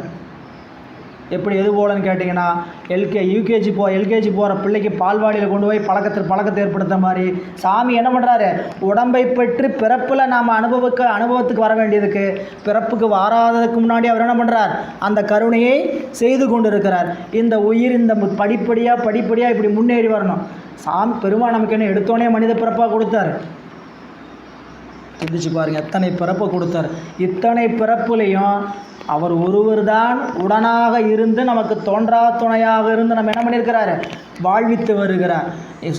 நீங்கள் நம்ம இப்போ இந்த மனித பிறப்பை பிறந்ததுக்கப்புறம் என்னென்னலாம் சாமி கருணை செய்திருக்கிறார்னு நினச்சி பார்த்துட்டு அப்புறம் சிந்திச்சு பாருங்கள், இந்த பிறப்புக்கு வராமல் பல பிறப்பில் எப்படிலாம் கருணை செய்திருப்பார். இந்த ஒரு பிறப்பிலேயே எவ்வளவு கருணை செய்திருக்கிறார் என்றால் எத்தனை பிறப்பில் எவ்வளவு கருணை செய்திருப்பார் நம்மளால் அளவிட்டே பார்க்க முடியாது. என்ன கருணை செய்தார், நேராக போங்க, திருவாசகத்தில் போய் நான் போற்றி திருகவில்ல நான்முகன் முதலா வானவர் தொழுதலைங்கிற பதிகத்தில் தாயே ஆகி வளர்த்தனை போற்றி வரையும் படிங்க. சிவபெருமான் யார் தெரியுமா, நான்முகன் முதலா வானவர் தொழுதல ஈரடியாளே மூவுலக அளந்து நாள்திசை முனிவரும் போற்றிசை திருமுடி நெடுமாள் என்று அடிமுடி அறியும் ஆதரவன்று. எல்லாரும் திருமாலை வணங்குவாங்க. அந்த திருமால் சிவபெருமானை தேடி போனார். அப்படி தேடி போனவங்களுக்கெல்லாம் அகப்படாத இந்த சிவம் எனக்கு என்ன பண்ணிச்சு தெரியுங்களா, முதல்ல பாட்டை தொடங்கும் போதே அப்படியே தொடங்குறார். போற்றி திருவள்ளுவரெல்லாம் திருவாசம் முற்றோர் பண்டிகை படிச்சிருப்பீங்க. நான்முகன் முதலா வானவர் தொழுதேல ஈரடியாலே மூவுலக அளந்து நாட்டிசை முனிவரும் ஐம்புலன் மலர போற்றிசைத்து கதிர்முடி திருநெடுமால் அன்று அடிமுடி அறியும் ஆதரவதனில் கடுமுரண் ஏனமாகி முன்கலந்து ஏழ்தல உருவ இடத்து பின்னெய்த்து ஊழி முதல்வ சயசய என்று வலுத்தியும் காணா அந்த மலரடி இணைகள். அவர் போய் கீழே தேடிட்டு போய் என்ன ஆயிட்டாங்களா, ஒன்றும் முடியலப்பா, கீழே தேடிட்டு போய் ஒன்றும் முடியலப்பான்னு சலிச்சு போன தேடி கண்டுபிடிக்க முடியாத அந்த திருவடிகள் என்னாச்சுங்க, வழுத்துதற்கெளிதாய் வார்கடல் உலகினில். அவங்களுக்கு எட்டாத திருவடி சாமி என்ன பண்ணாங்களாம், வழுத்துதற்கெளிதாய் வார்கடல் உலகினில் யானை முதலா இரும்பு ஈராய ஊனமில் யோனியின் உள்வினை பிழைத்தும். யானை முதல் எறும்பு ஈராக இருக்கக்கூடிய பல வகையான பிறப்புகளை பிறக்கச் செய்து அதிலிருந்து தப்பிக்க வச்சு, இதெல்லாம் ஒரு கூட்டமாக சொல்லிட்டார். யானை முதலா எறும்பு ஈராக ஊனமில் யோனியின் ஈனமில் யோனியின் உள்வினை பிழைத்தும். அடுத்தது எங்கே வந்துட்டார், மனித பிறப்பு கொண்டார். மற்ற பிறப்பையெல்லாம் சுருக்கிட்டு மனித பிறப்பை விரிக்கிறார். மானுட பிறப்பினில் மாதா உதரத்து ஈனமில் கிருமி செருவினில் பிழைத்தும். தந்தையினுடைய கற்பமாகிய விந்து அணு தாயினுடைய கற்பப்பையில் செல்லுகின்ற போது ஒரே ஒரு விந்து அணு மட்டும் செல்றதில்லை, புரியுங்களா. பல்லாயிரம் விந்தணுக்கு ஒன்று கூடி செல்லுகின்ற விந்தணுல ஒன்றை மட்டும் என்ன பண்ணுறாரு, அந்த தாயினுடைய கற்பப்பையை கிழிச்சிட்டு போக வச்சு உடனே கர்ப்பப்பையை மூடிடுறார். சரிங்களா. இப்போது இப்படி போகும்போது இந்த உயிரை இந்த கிருமிகளுக்கு போதுங்களா அந்த அணுக்கள், இந்த அணுக்களை அழிக்கிறதுக்குன்னு தாயினுடைய கற்பப்பை வாசலில் பல வகையான கிருமிகள் காத்திருக்குமா. அந்த கிருமிகள்லேருந்தெல்லாம் காப்பாற்றினார். இப்போ புரிஞ்சுதுங்களா. மானுட பிறப்பினில் மாதா உதரத்து ஈனமில் கிருமி செருவினில் பிழைத்தோம். இப்போ உள்ளே போய் தங்கியாச்சு. அடுத்து என்ன, 1 மாதம் 2 மாதம் 3 மாதம் வளருது குழந்தை வயிற்றில். 1 மதி தான்றியின் இருமையில் பிழைத்தும். 1 மதி 1 மாதத்தில் தாண்டிக்காய் அளவில் இருக்கும் அந்த கரு, 2 முட்டை கரு முட்டை சேர்ந்தது. அந்த தாண்டிக்காய் இருக்கக்கூடிய கரு ஒருமதி தாண்டியின் இருமையின் பிழைத்தோம். அங்கே என்ன ஆகுன்னு கேட்டிங்கன்னா, 1 இருக்கிறதா 2 இருக்கிறதான்னு அது எல்லாம் டப்புன்னு பிரிஞ்சு அது மறுபடியும் 1 மாதத்தில் கலையும். சரியாக கூடியிருக்காது. ஆணினுடைய அணுவும் பெண்ணினுடைய அணுவும் சரியாக கூடாமல் கூடுவதற்கான சமயம் அது எப்படி இருக்கும்? தாண்டிக்காய் பார்த்திங்கன்னா 2 பிளவாக இருக்கும். அந்த தாண்டிக்காய் அளவு மாதிரி இருக்கும். அது என்ன ஆயிரும்? பிளந்து மீண்டும் 1 மாதத்தில் கீழே போயிடும். அப்படியெல்லாம் என்னை விடலை. என்ன பண்ணிட்டார்? பாதுகாத்தார். ஒருமதி தாண்டியின் இருமையில் பிழைத்தும். 2வது மாதம் இருமதி விளைவின் ஒருமையில் பிழைத்தும். 2 இருக்கிறது 1 ஆகுது. சரிங்களா? அப்படி 1 ஆகும் பொழுதும் களையவதற்கு வாய்ப்பு. 3வது மாதம் மும்மதி தன்னுள் அம்மதம் பிழைத்தும். 3வது மாதத்தில் ஒரு அந்த பனிக்கூடத்தினுடைய நெருக்கம், மதம்னா என்னதுங்க? நெருக்கம். அது என்ன பண்ணும்? அது களையக்கூடிய வாய்ப்பு. மும்மதி தன்னுள் அம்மதம் பிழைத்தும் ஈருரு திங்களில் பேரிருள் பிழைத்தும். 4வது மாதம் ஒரு கருகும்னு ஒரு இருட்டு வருமாமா. எதுலைங்க? கருப்பப்பை பனிக்கூடத்தில். ஏன்? இந்த இருட்டே ஒரு கருச்சிதைவை ஏற்படுத்தும். அந்த ஆன்மாவுக்கு அப்போ தான் அறிவினுடைய இது ஏற்படும் போது நல்லா கருகும்னு வர்ற இருட்டு அந்த ஆன்மாவுடைய கருவை என்ன பண்ணும்? சிதைய வச்சிடும். ஈரிரு திங்களில் பேரிருள் பிழைத்தும் 5 திங்களில் முஞ்சுதல் பிழைத்தும். அதுக்கப்புறம் என்ன பண்ணோம்? கொஞ்சம் உடம்பெல்லாம் 5வது மாதம் என்ன ஆகுங்க? கை கால் உறுப்பெல்லாம் கொஞ்சம் வளர ஆரம்பிக்கும். இந்த வளர ஆரம்பித்த உறுப்பு தங்க முடியாமல் அந்த கரு களையும். இல்லை 6வது மாதம் 5 திங்களில் முஞ்சுதல் பிழைத்தும் 6 திங்களில் ஊரலர் பிழைத்தும். பனிக்கூடத்தில் ஊறுகின்ற தன்மையிலேயோ அல்லது ஊராருடைய ஏற்று பேச்சுகளில் கூட இந்த உயிர் கலையும். 5வது மாதம் வரைக்கும் யாருக்கும் சொல்ல மாட்டாங்க. 7வது மாதம் வளகாப்புக்கு பக்கம்தான் சொல்லுவாங்க. ஏன்? இந்த 6வது மாதம் பார்ப்பாங்க. என்ன புலத்தாச்சியாக இருக்கிறான்னு சொன்னாங்க, வயிற்றையே ஒன்றும் காணும், நிச்சயமாத்தானா அப்படின்னு. இந்த கண் என்ன ஆகுன்னு கேட்டிங்கன்னா சும்மா இருக்கு. அது ஊரலர். புரியுதுங்களா? இப்படி 6 திங்களில் ஊரலர் பிழைத்தும் 7 திங்களில் தாழ்புவி பிழைத்து. 7வது மாதம் குழந்தை என்ன ஆகுங்க? தலைகீழாகும். இப்படி இப்படி இருந்த உருவம் அது இப்படி இருக்கிற உருவம் இப்படி மாறுறதையே போற்றி பகருடையில் என்ன சொல்கிறாருங்க? யோகிருத்தி. இந்த கருவில் இருக்கிற வரைக்கும் இந்த குழந்தை ஒரு நாளும் அழுகாது. எதுக்கு? பசிக்கோ வேறு எந்த வேதனைக்காகவோ. சாமி அப்படி தான் வச்சார். இந்த கருவில் இருக்கும்போது அது என்ன நினச்சிக்கிட்டு இருக்குமாமா? யோகத்தில் இருக்குமாமா. எப்படி? தலைகீழாக நின்று யோகத்தில். குழந்தை தலைகீழாக 7 மாதத்தில் தலைகீழாக இருந்து தான் கீழே வரும் புவிக்கு. இந்த 7வது மாதம் தலைகீழாக இருக்கிறத போற்றிப்பாருடைய உபாபதி சிவன் என்னன்னு சொல்கிறான்னு கேட்டிங்கன்னா, இந்த குழந்தை யோகத்தில் இருக்குது. சாமி யோகம் இருக்கிறார். எதுக்கு யோகம்? இனிமேல் பிறப்புக்கு வரக்கூடாது யோகத்தில் இருக்க வைக்கிறாராம். சரிங்களா? எப்போது? கருவில் இருக்கும்போது பசியினுடைய துன்பமோ உடலினுடைய வேதனையோ எதுவும் இல்லை. எல்லாமே இறைவனுடைய கருணையினாலே தாய்க்காக வந்துடும். ஆனால் பூமிக்கு வந்தோன்னே இந்த பசியை உணர்வித்தவர் யார்? ஏங்க, வயிற்றில் இருக்கும்போது இருக்கிற வரைக்கும் அந்த குழந்தைக்கு பசியே ஏற்பட்டு அழுகவே இல்லை. இப்போ பூமிக்கு வந்து பிறந்த உடனே இது குழந்தைக்கு பசி எடுக்கிறதுக்கான இந்த உணர்ச்சி யார் கொடுத்தா? இதை போற்றி புகழ்வழியில் சொல்கிறார் சுவாமி. புரியுங்களா? பசி எடுக்க வைத்து உள்ளாவி சோற நடுங்கி பசியினால் அழுகுவித்து அதை பார்த்து தாய் நடுங்கி அன்பு பெருகி தன்னுடைய அன்பு பெருகி அவருக்கு குழந்தைக்கு பால் கொடுக்கணும் அப்படின்னு தன்னுடைய தனத்திலிருந்து பால் சுரக்குமா. இத்தனை கருணை செய்கிறானே. 7 திங்களில் தாழ்வு பிழைத்தும் 8 திங்களில் கட்டமும் பிழைத்தும். கொஞ்சம் உடம்புலாம் நல்ல புஷ்டியாக உடம்பு வளர ஆரம்பிச்சிடும். உட்காந்துருக்கிற இடத்தோட கெப்பாசிட்டி பத்தாது பனிக்கூடத்தில். அப்படியே உடம்பு தாங்க முடியும். என்ன பண்ணுங்களா? வலிக்குமா. இல்லை அதே தான் 9வது மாதத்தில் அதை விட நெருக்கடி. 9 வருதரு துன்பமும் பிழைத்தும். 10வது மாதம் தானும் கஷ்டப்பட்டு அம்மாவையும் கஷ்டப்படுத்து இந்த பூமிக்கு வரும். தக்க தசமதி தாயோடு தான்படும் துக்கசாகர துயரடை பிழைத்தும். இப்படி பிறந்து வந்த குழந்தை ஒவ்வொரு வாளாக வளர்ந்துக்கிட்டே வரும். ஆண்டுகள் தோறும் எங்கெங்கெல்லாம் காப்பாற்றினாருங்கிறக்காக சொல்கிறேன். என்னங்க அவர் காப்பாற்றினார் நினைக்கிறோம். இத்தனை பிறப்பில் என்னங்க உதவி செஞ்சார் நினைக்கிறோம். புரியுங்களா? யானை முதலா எறும்பு ஈராய ஊனமில் யோனியின் உள்வினை பிழைத்தும் பிறகு மனித மானுட பிறப்பினில் மாதா உதரத்து ஈனமில் கிருமி 9 மாதம் முடிஞ்சு 10வது மாதம் வரைக்கும் பிழைத்தோம். பூமிக்கு வந்தாச்சு. 1வது மாதம் தான் வளருது. 1 வருஷம் ஆகுது, 2வது. இப்போ வளரும்போது என்ன ஆகும்?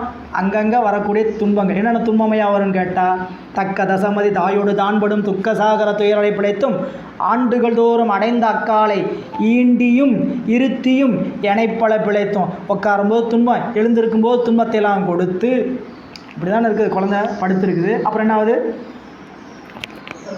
தவளும் குப்புறாகும். சரிங்களா? இது குப்புறப்படுக்கிறதுக்கு யாருக்கு சந்தோஷம்? அம்மாவுக்கு. என் குழந்தை குப்புறப்படுத்துச்சு. அந்த குழந்தைக்கு எப்படி இருக்குது தெரியுமா? இந்த குழந்தை சந்தோஷத்தோடைய குப்புறப்படுது. அதுக்கு உடம்பு வேதனைக்கும். புரியல? அங்கே சாமி என்ன பண்ணார்? பாதுகாத்தார். புரியல? ஈண்டியும் இருத்தியும் அது தவழ்ந்து வரும்போது, விழுந்து எந்திரிக்கும் போது, நடக்கும்போது எல்லாம் ஒரு வகையான அந்த துன்பத்திலேருந்து சாமி காப்பாற்றிட்டே வந்து வேலை நித்திரை யாத்திரை, அது பெரிய பாடல். அப்படியே சாமி எங்கெங்கிலும் தான் காப்பாற்றார். வேலை நித்திரை யாத்திரை விளைத்தும் காலை மலமூடு கடும்பகர் பசினிசி வேலை நித்திரை யாத்திரை பேத்தும். காலையில் எழுந்திரிச்சா மலம் போகலைன்னு தொந்தரவு. காலையில் எழுந்திரிச்சா மலம் எளிமையாக போனால் தான் நம்ம உடம்புக்கு வியாதி இல்லை. அதான் நோயில்லா வாழ்க்கை. அப்படி தான் சொன்னாங்க. காலையில் மலச்சிக்கல் இருக்கக்கூடாது, இரவு மனச்சிக்கல் இருக்கக்கூடாது. காலையில் மலச்சிக்கலும் இரவு மனச்சிக்கலும் வரக்கூடாது. இப்படி இருந்தால் தான் நீ ஆரோக்கியமான ஆளுன்னு சொல்லுவாங்க. புரியுங்களா? அப்போது அது வரணும்னா அதுக்கு சாமியோட கருணைன்னு சொல்கிறார். காலை மலமுடு கடும்பகல் பசி ஏற்படுத்தணும். நிசி சாப்பிட்டதுக்கு சாப்பாடு செரிமானமாகி அதுக்கு உணவு கேட்குற மாதிரி. காலை மலமுடு கடும்பகர் பசினிசி வேலை நித்திரை யாத்திரை விளைத்தும். பிறகு வாலிபனாயாச்சு, வளர்ந்தாச்சு, திருமண பருவம் வந்தாச்சு. அங்கங்கே பார்க்குற பார்வையில எல்லாம் பளிச்சு தெரிகிறாங்களே, அதுலேருந்து தப்பிக்கணும்.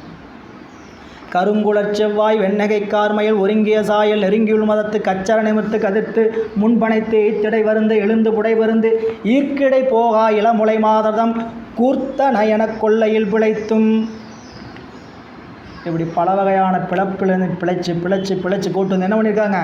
சாயா அன்பினை நாள்தோறும் தலைப்பவர் தாயே ஆகி வளர்த்தனை போற்றி. இந்த ஒரு பிறப்பில் தாயாகி வளர்த்தவில்லை, பல்வேறு பிறப்புகளில் பெருமான் உடனிருந்து தாயாக வளர்த்துறார். இது நமக்கு உணர முடியுமான்னு கேட்டால், உணர்வது தான் நம்மளுடைய அந்த பெருமானுடைய கருணை வேணும். அதனால தான் சொன்னார், கோதிலா அமுதே இன்று உன் குணப்பெரும் கடலை யாதினை அறிந்தேன். நான் என்னப்பா அறிஞ்சேன்? நீ செஞ்சிருக்கிற கருணையை உதவியை நான் என்னென்னு அறிஞ்சேன்? அப்படி யாதினை அறிந்தேன் என் சொல்லி பாடுகேன் என மொழிந்தார். அன்பர்களே, சிவபெருமான் செய்த கருணையை என்றைக்கு உண்மையாக உணர்றீங்களோ அப்போது நம்ம சிவபெருமான் மீது முன்னாடினோம்னா கண்ணில் தண்ணீர் தாரதாரையாக வரும். சரிங்களா? சாமி 2 உபகாரம் நம்ம ஏற்கனவே பார்த்துருக்கோம். காட்டு உபகாரம், காணும் உபகாரம். 5ஆம் நூற்பாவில் படிக்கும்போது 5ஆம் சூத்திரத்தில் சொல்லும்போது காட்டும் உபகாரம் சொல்லுவார். என்ன காட்டும் உபகாரம்? ஒரு பொருளை நாம் காண வேணும்னா அந்த பொருளிலிருந்து இறைவன் காட்டணும் இல்லை. ஆனால் 11ஆம் நூற்பாவில் சொல்லும்போது அவன் காட்டும் உபகாரம் மட்டும் செய்யலை, தான் கண்டு காட்டுகிறான். அவன் எப்படி காட்டுறான்? கண்டு காட்டுறான். எனக்காக அவன் ஒவ்வொரு பொருளையும் தான் கண்டு என் அறிவை திருத்தி அந்த பொருளை காட்டுறான். எப்படிப்பட்ட பொருளை? ஏதோ உயர்வான பொருளையெல்லாம் எனக்கு கண்டு காட்டினா சந்தோஷம். புரியல? நான் நினைக்கிற கீழ்மையான பொருள்களையெல்லாம் என்னை போலவே அவனும் கண்டு காட்டியிருக்கிறானே. அப்போ அவனை நினச்ச என்ன ஆகுது? உள்ளம் உருகுதையா இல்லையா? அப்போ அவர் சொல்கிறார், இன்று உன் குணப்பெருங்கடலை யாதினை அறிந்தேன் என் சொல்லி பாடுகேன் என்று பெருமானிடத்திலே முறையிட்டு நிற்கிறார். அன்பனை அருளின் நோக்கி அங்கணர் அருளி செய்வார் முன்பெனை பித்தனென்றே மொழிந்தனை ஆதலால் நம்மை பித்தனென்றே பாடுவாய் முன்பெனை பித்தனென்றே மொழிந்தனை ஆதலால் பித்தனென்றே என் பெயர் பித்தனென்றே பாடுவாய் என்றார். நின்ற வன்பெரும் தொண்டர் ஆண்ட வள்ளலை பாடலுற்றார். ஓ, இறைவன் எப்படி பாடுறதுன்னு கேட்ட உடனே சாமி அவரை தன்னுடைய அருட்கண்ணால் ஒரு முறை பார்க்கிறார். தன்னுடைய அருட்பார்வையை செலுத்துகிறார். எதற்கு? இந்த உணர்வு உள்ளே எழ வேண்டுமானால் இறைவனுடைய அருள் நோக்கம் நம்மிடத்தில் இருக்கணும். நம்ம சென்ற வகுப்பிலே சொன்னோம், பெரியவர்களை பார்க்கும் பொழுதும் வணங்கும் பொழுதும் எங்கே பார்த்து வணங்கணும்? அவர்களுடைய கண்ணை பார்த்து வணங்கணும். சரிங்களா? அவர் அதனால் குருநாதன் நமக்கு தீக்கை கொடுக்கும்போது இங்கே பார்க்க சொல்கிறார். உத்து பாருங்க, இங்கே பார்க்கணும்னு சொல்கிறாங்க. கண்ணை பாருங்கள். ஏன்னா இந்த அருள் நோக்கம் என்பது மிக இன்றியமையாத ஒன்று. பார்வைக்கு இருக்கிற உறுப்புகள்லேயே எது சிறந்த உறுப்பு? நமக்கு சாமி கொடுத்துருக்கக்கூடிய உறுப்புகளில் எது சிறந்த 5 புலனில் எது சிறப்புன்னா கண் தான். ஏன் அப்படின்னு கேட்டிங்கன்னா, மற்ற புலன்லாம் பொருள் வந்தால் தான் அனுபவிக்கும். இந்த ஒன்று மட்டும்தான் பொருளை போய் அனுபவிக்கும். காதுக்கு ஒளி வரணும், உடம்புக்கு உணர்வு வரணும். சரிங்களா? வாய்க்கு சுவை வரணும், மூக்குக்கு நுகர்ச்சி வரணும். 4. சரிங்களா? 5வது கண்ணுக்கு பார்வை. இப்போ இங்கேருந்து வந்ததுக்கப்புறம் பயன் இல்லை. இதில் நல்லா நீங்கள் கவனமாக புரிஞ்சுக்கிட்டீங்கன்னா புரிஞ்சுக்க முடியும். மூக்குக்கு அந்த நுகர்ச்சியான பொருள், வாசனை பொருள் உள்ளே வந்து பூதும். வாய்க்கு சுவையில் பொருள் சாப்பாடை கொண்டு போய் ஊட்டுவோம்.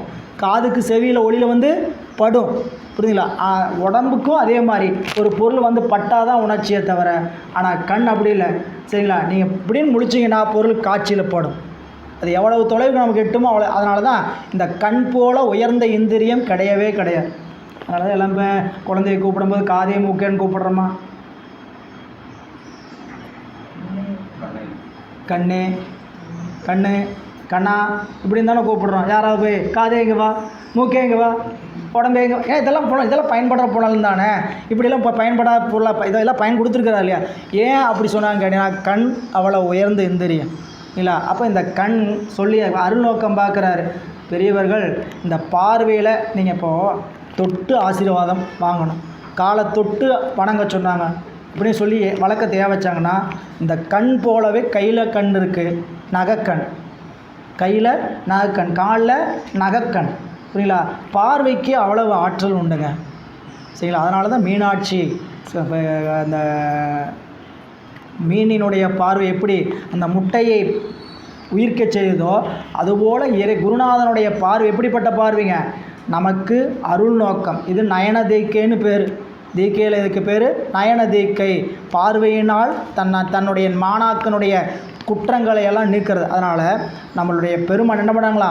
அன்பனை அருளின் நோக்கி. இந்த 2 சொல்லையும் கவனிங்க. அன்பனை அருளின் நோக்கி. இவர் எப்படிப்பட்டவர்? அன்பர்.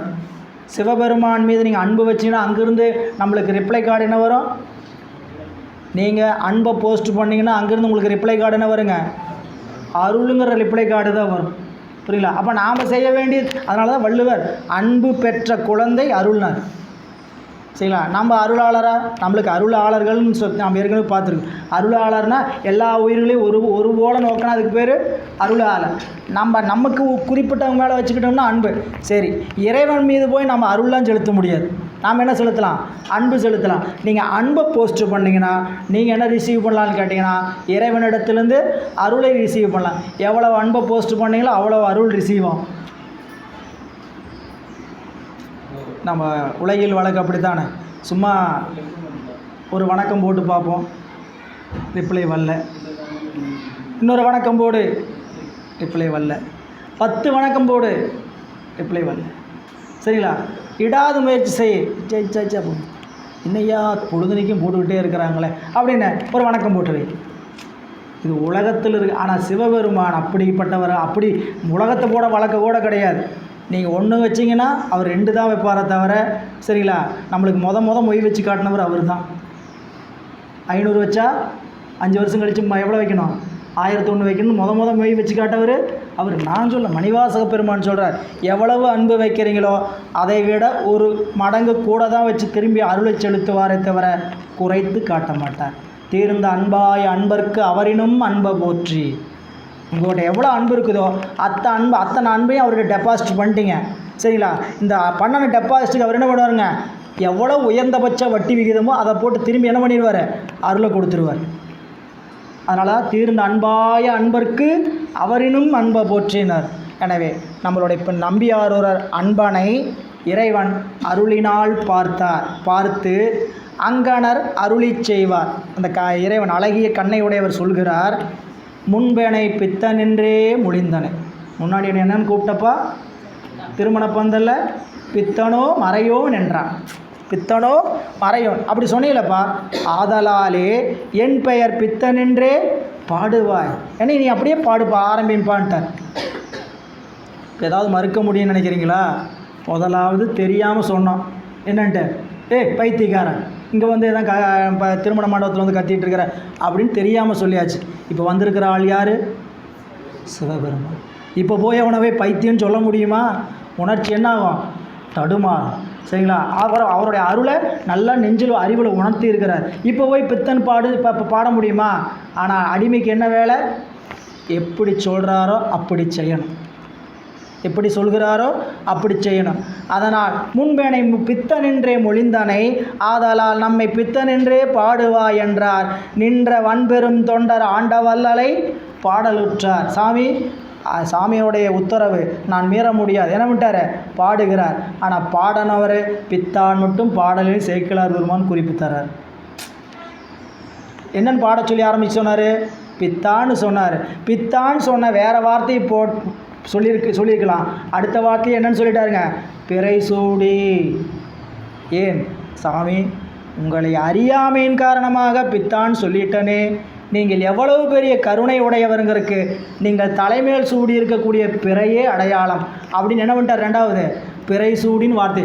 அதை சேக்கிழார் பெருமான் அதை அவர் கூட பித்தனென்றே மொழிந்தனே என்னை பித்தனென்றே பாடுவான்னு சொன்னார். என்னன்னு பாட்டை எழுதியிருக்கலாம். அடுத்த பாட்டை பாருங்கள். கொத்தார் மலர்குழலால் ஒரு கூராய் அடியவர்வால் மெய்த்தாயினும் இனியானை அவ்வியல் நாவலர் பெருமான் பித்தா பிறைசூடி எனப் பெரிதாம் திருப்பதிகம் இத்தாரணி முதலாம் உலகு எல்லாம் உய்ய எடுத்தார். இப்போது இறைவன் வந்து இந்த பாட்டை எப்படி நம்ம சேக்கிழார் பெருமான் வச்சுருக்கலாம். அவர் பாட்டு எழுதுகிற அவர் தானே. அவர் எப்படி பாடிக்கலாம்? கொத்தார் மலர் குழலார் ஒரு கூராய் அடியவர் பால்மை தாயினும் இனியானை அவ்வியன் நாவலர் பெருமான் பித்தா என பெரிதாம் திருப்பதிகம் பாடி. எப்படின்னு சொன்னால் அங்கே ஏதாவது குறைய போதா என்ன? இன்னொரு ஏதாவது வார்த்தையை சேர்த்துக்கலாம். ஆனால் சிவபெருமானை பித்தா என்று மொழிவது சரியான்ட்டு அவர் என்ன பண்ணிட்டார்? பதிகத்தில் எப்படி நம்பியார் பாடனாரோ அந்த வார்த்தையை அப்படியே எடுத்து வச்சிட்டார். பித்தா பிறை சூடி. நம்மளுக்கு அந்த சந்திரனுடைய வாழ்க்கை கலை ஒவ்வொன்றா தேஞ்சு அவர் அழிய கிடந்தார். அவர் போய் பிரம்மாட்ட விழுந்தார். சரிங்களா?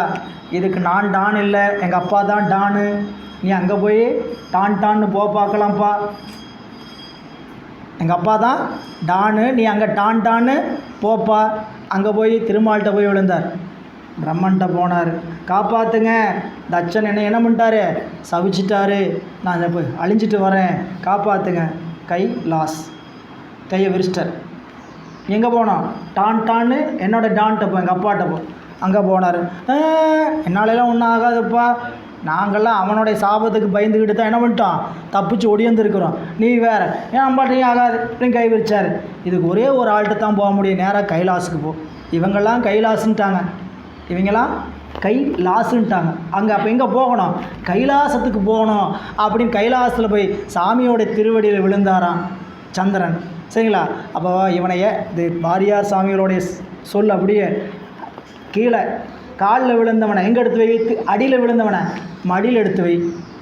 எவனாவது முடியில் எடுத்து வைப்பானா? அப்போ உன்னை ஏப்பா பைத்தியம்னு சொல்ல மாட்டாங்க. அட காலில் வந்தவன் விழுந்தவனை இடுப்பில் தூக்கி வை, நீனும் தலையில் தூக்கி வச்சு கொண்டாடுற என்ன? அதனால தான் உன்னை பித்தான்னு எல்லாம் சொல்லியிருக்கிறாங்கன்னு சொல்லி அவர் அப்படி ஒரு உரை சொல்லுவார் சொற்பொழிவில். எனவே இறைவன் அந்த பிறையை வாழ்வித்த பெருமான். அதனால் நான் உங்களுடைய அருளை அறியாமல் நான் என்னன்னு சொல்லிட்டேன்? பித்தான்னு சொல்லிட்டுன்னு அடுத்த வார்த்தை என்னன்னு போட்டாருங்க? பிறை சூடி என்னும் பெரிதாம் திருப்பதிகம். நண்பர்களே, இந்த அடுத்த பாடல் ரொம்ப இனிமையான பாடல். இந்த பாடல் ஏன்னா முதல்ல திருப்பதிகத்தை அறிமுகம் செய்கின்ற இடம் இந்த இடம்தான். நாம் 18,426 பாடல்கள் திருமுறைகள் ஏறத்தாழ. புரியுங்களா? 12 திருமுறைகள். 12 திருமுறைகளில் பெரிய புராணத்தில் நமக்கு வரக்கூடிய திருமுறைகள் 7 திருமுறைகள். தேவாரத்தினுடைய வாக்கு மட்டும்தான் இங்கே இருக்குது. மணிவாசக பெருமானுடைய வாக்கோ, 9ஆம் திருமுறை வாக்கோ, 10ஆம் திருமுறையில் 1-2 வாக்கு நமக்கு பாடப்பட்டிருக்குது. 11ஆம் திருமுறையில் அற்புத திருவந்தாதி இதில் வருகிறது. 12ஆம் திருமுறை தோத்திர இந்த இலக்கிய நூல். இப்போ இந்த 7 திருமுறைகளில் எம்பிரான் ஞானசம்பந்தோடைய வரலாற்று பயணம், எம்பிரான் திருநாவுக்கரசு பெருமானுடைய வரலாற்று பயணம், எம்பிரான் நம்பியாரூருடைய வரலாற்று பயணம் எல்லாம் வரக்கூடிய நிலையில் முதல்ல திருப்பதிகத்தை அறிமுகம் செய்கின்ற இடம் இந்த இடம்தான். அதனால் சேக்கிழார் பெருமான் என்ன சொன்னார்னு கேட்டிங்கன்னா, கொத்தார் மலர் குழலால் ஒரு கூராய். சாமியை எப்படி கூப்பிடுறாரு? கொத்தார் மலர் குழலால் ஒரு கூராய். கொத்தார் மலர் சரக்கொன்றை. சித்திரை மாதத்தில் பார்த்தீங்கன்னா அப்படி மரத்தில் எப்படி இருக்கும்? குழு குழு குழுன்னு சரக்கொன்றை தொங்கும். சரிங்களா? இந்த சரக்கொன்றையினுடைய கனி புரியுங்களா? பக்கத்துலேயே அந்த குழல் தொங்கும் விதை. புரியுங்களா? அந்த விதை எப்படி இருக்கும்? அப்படியே ஒரு புளியங்காய் மாதிரி தான் இருக்கும்.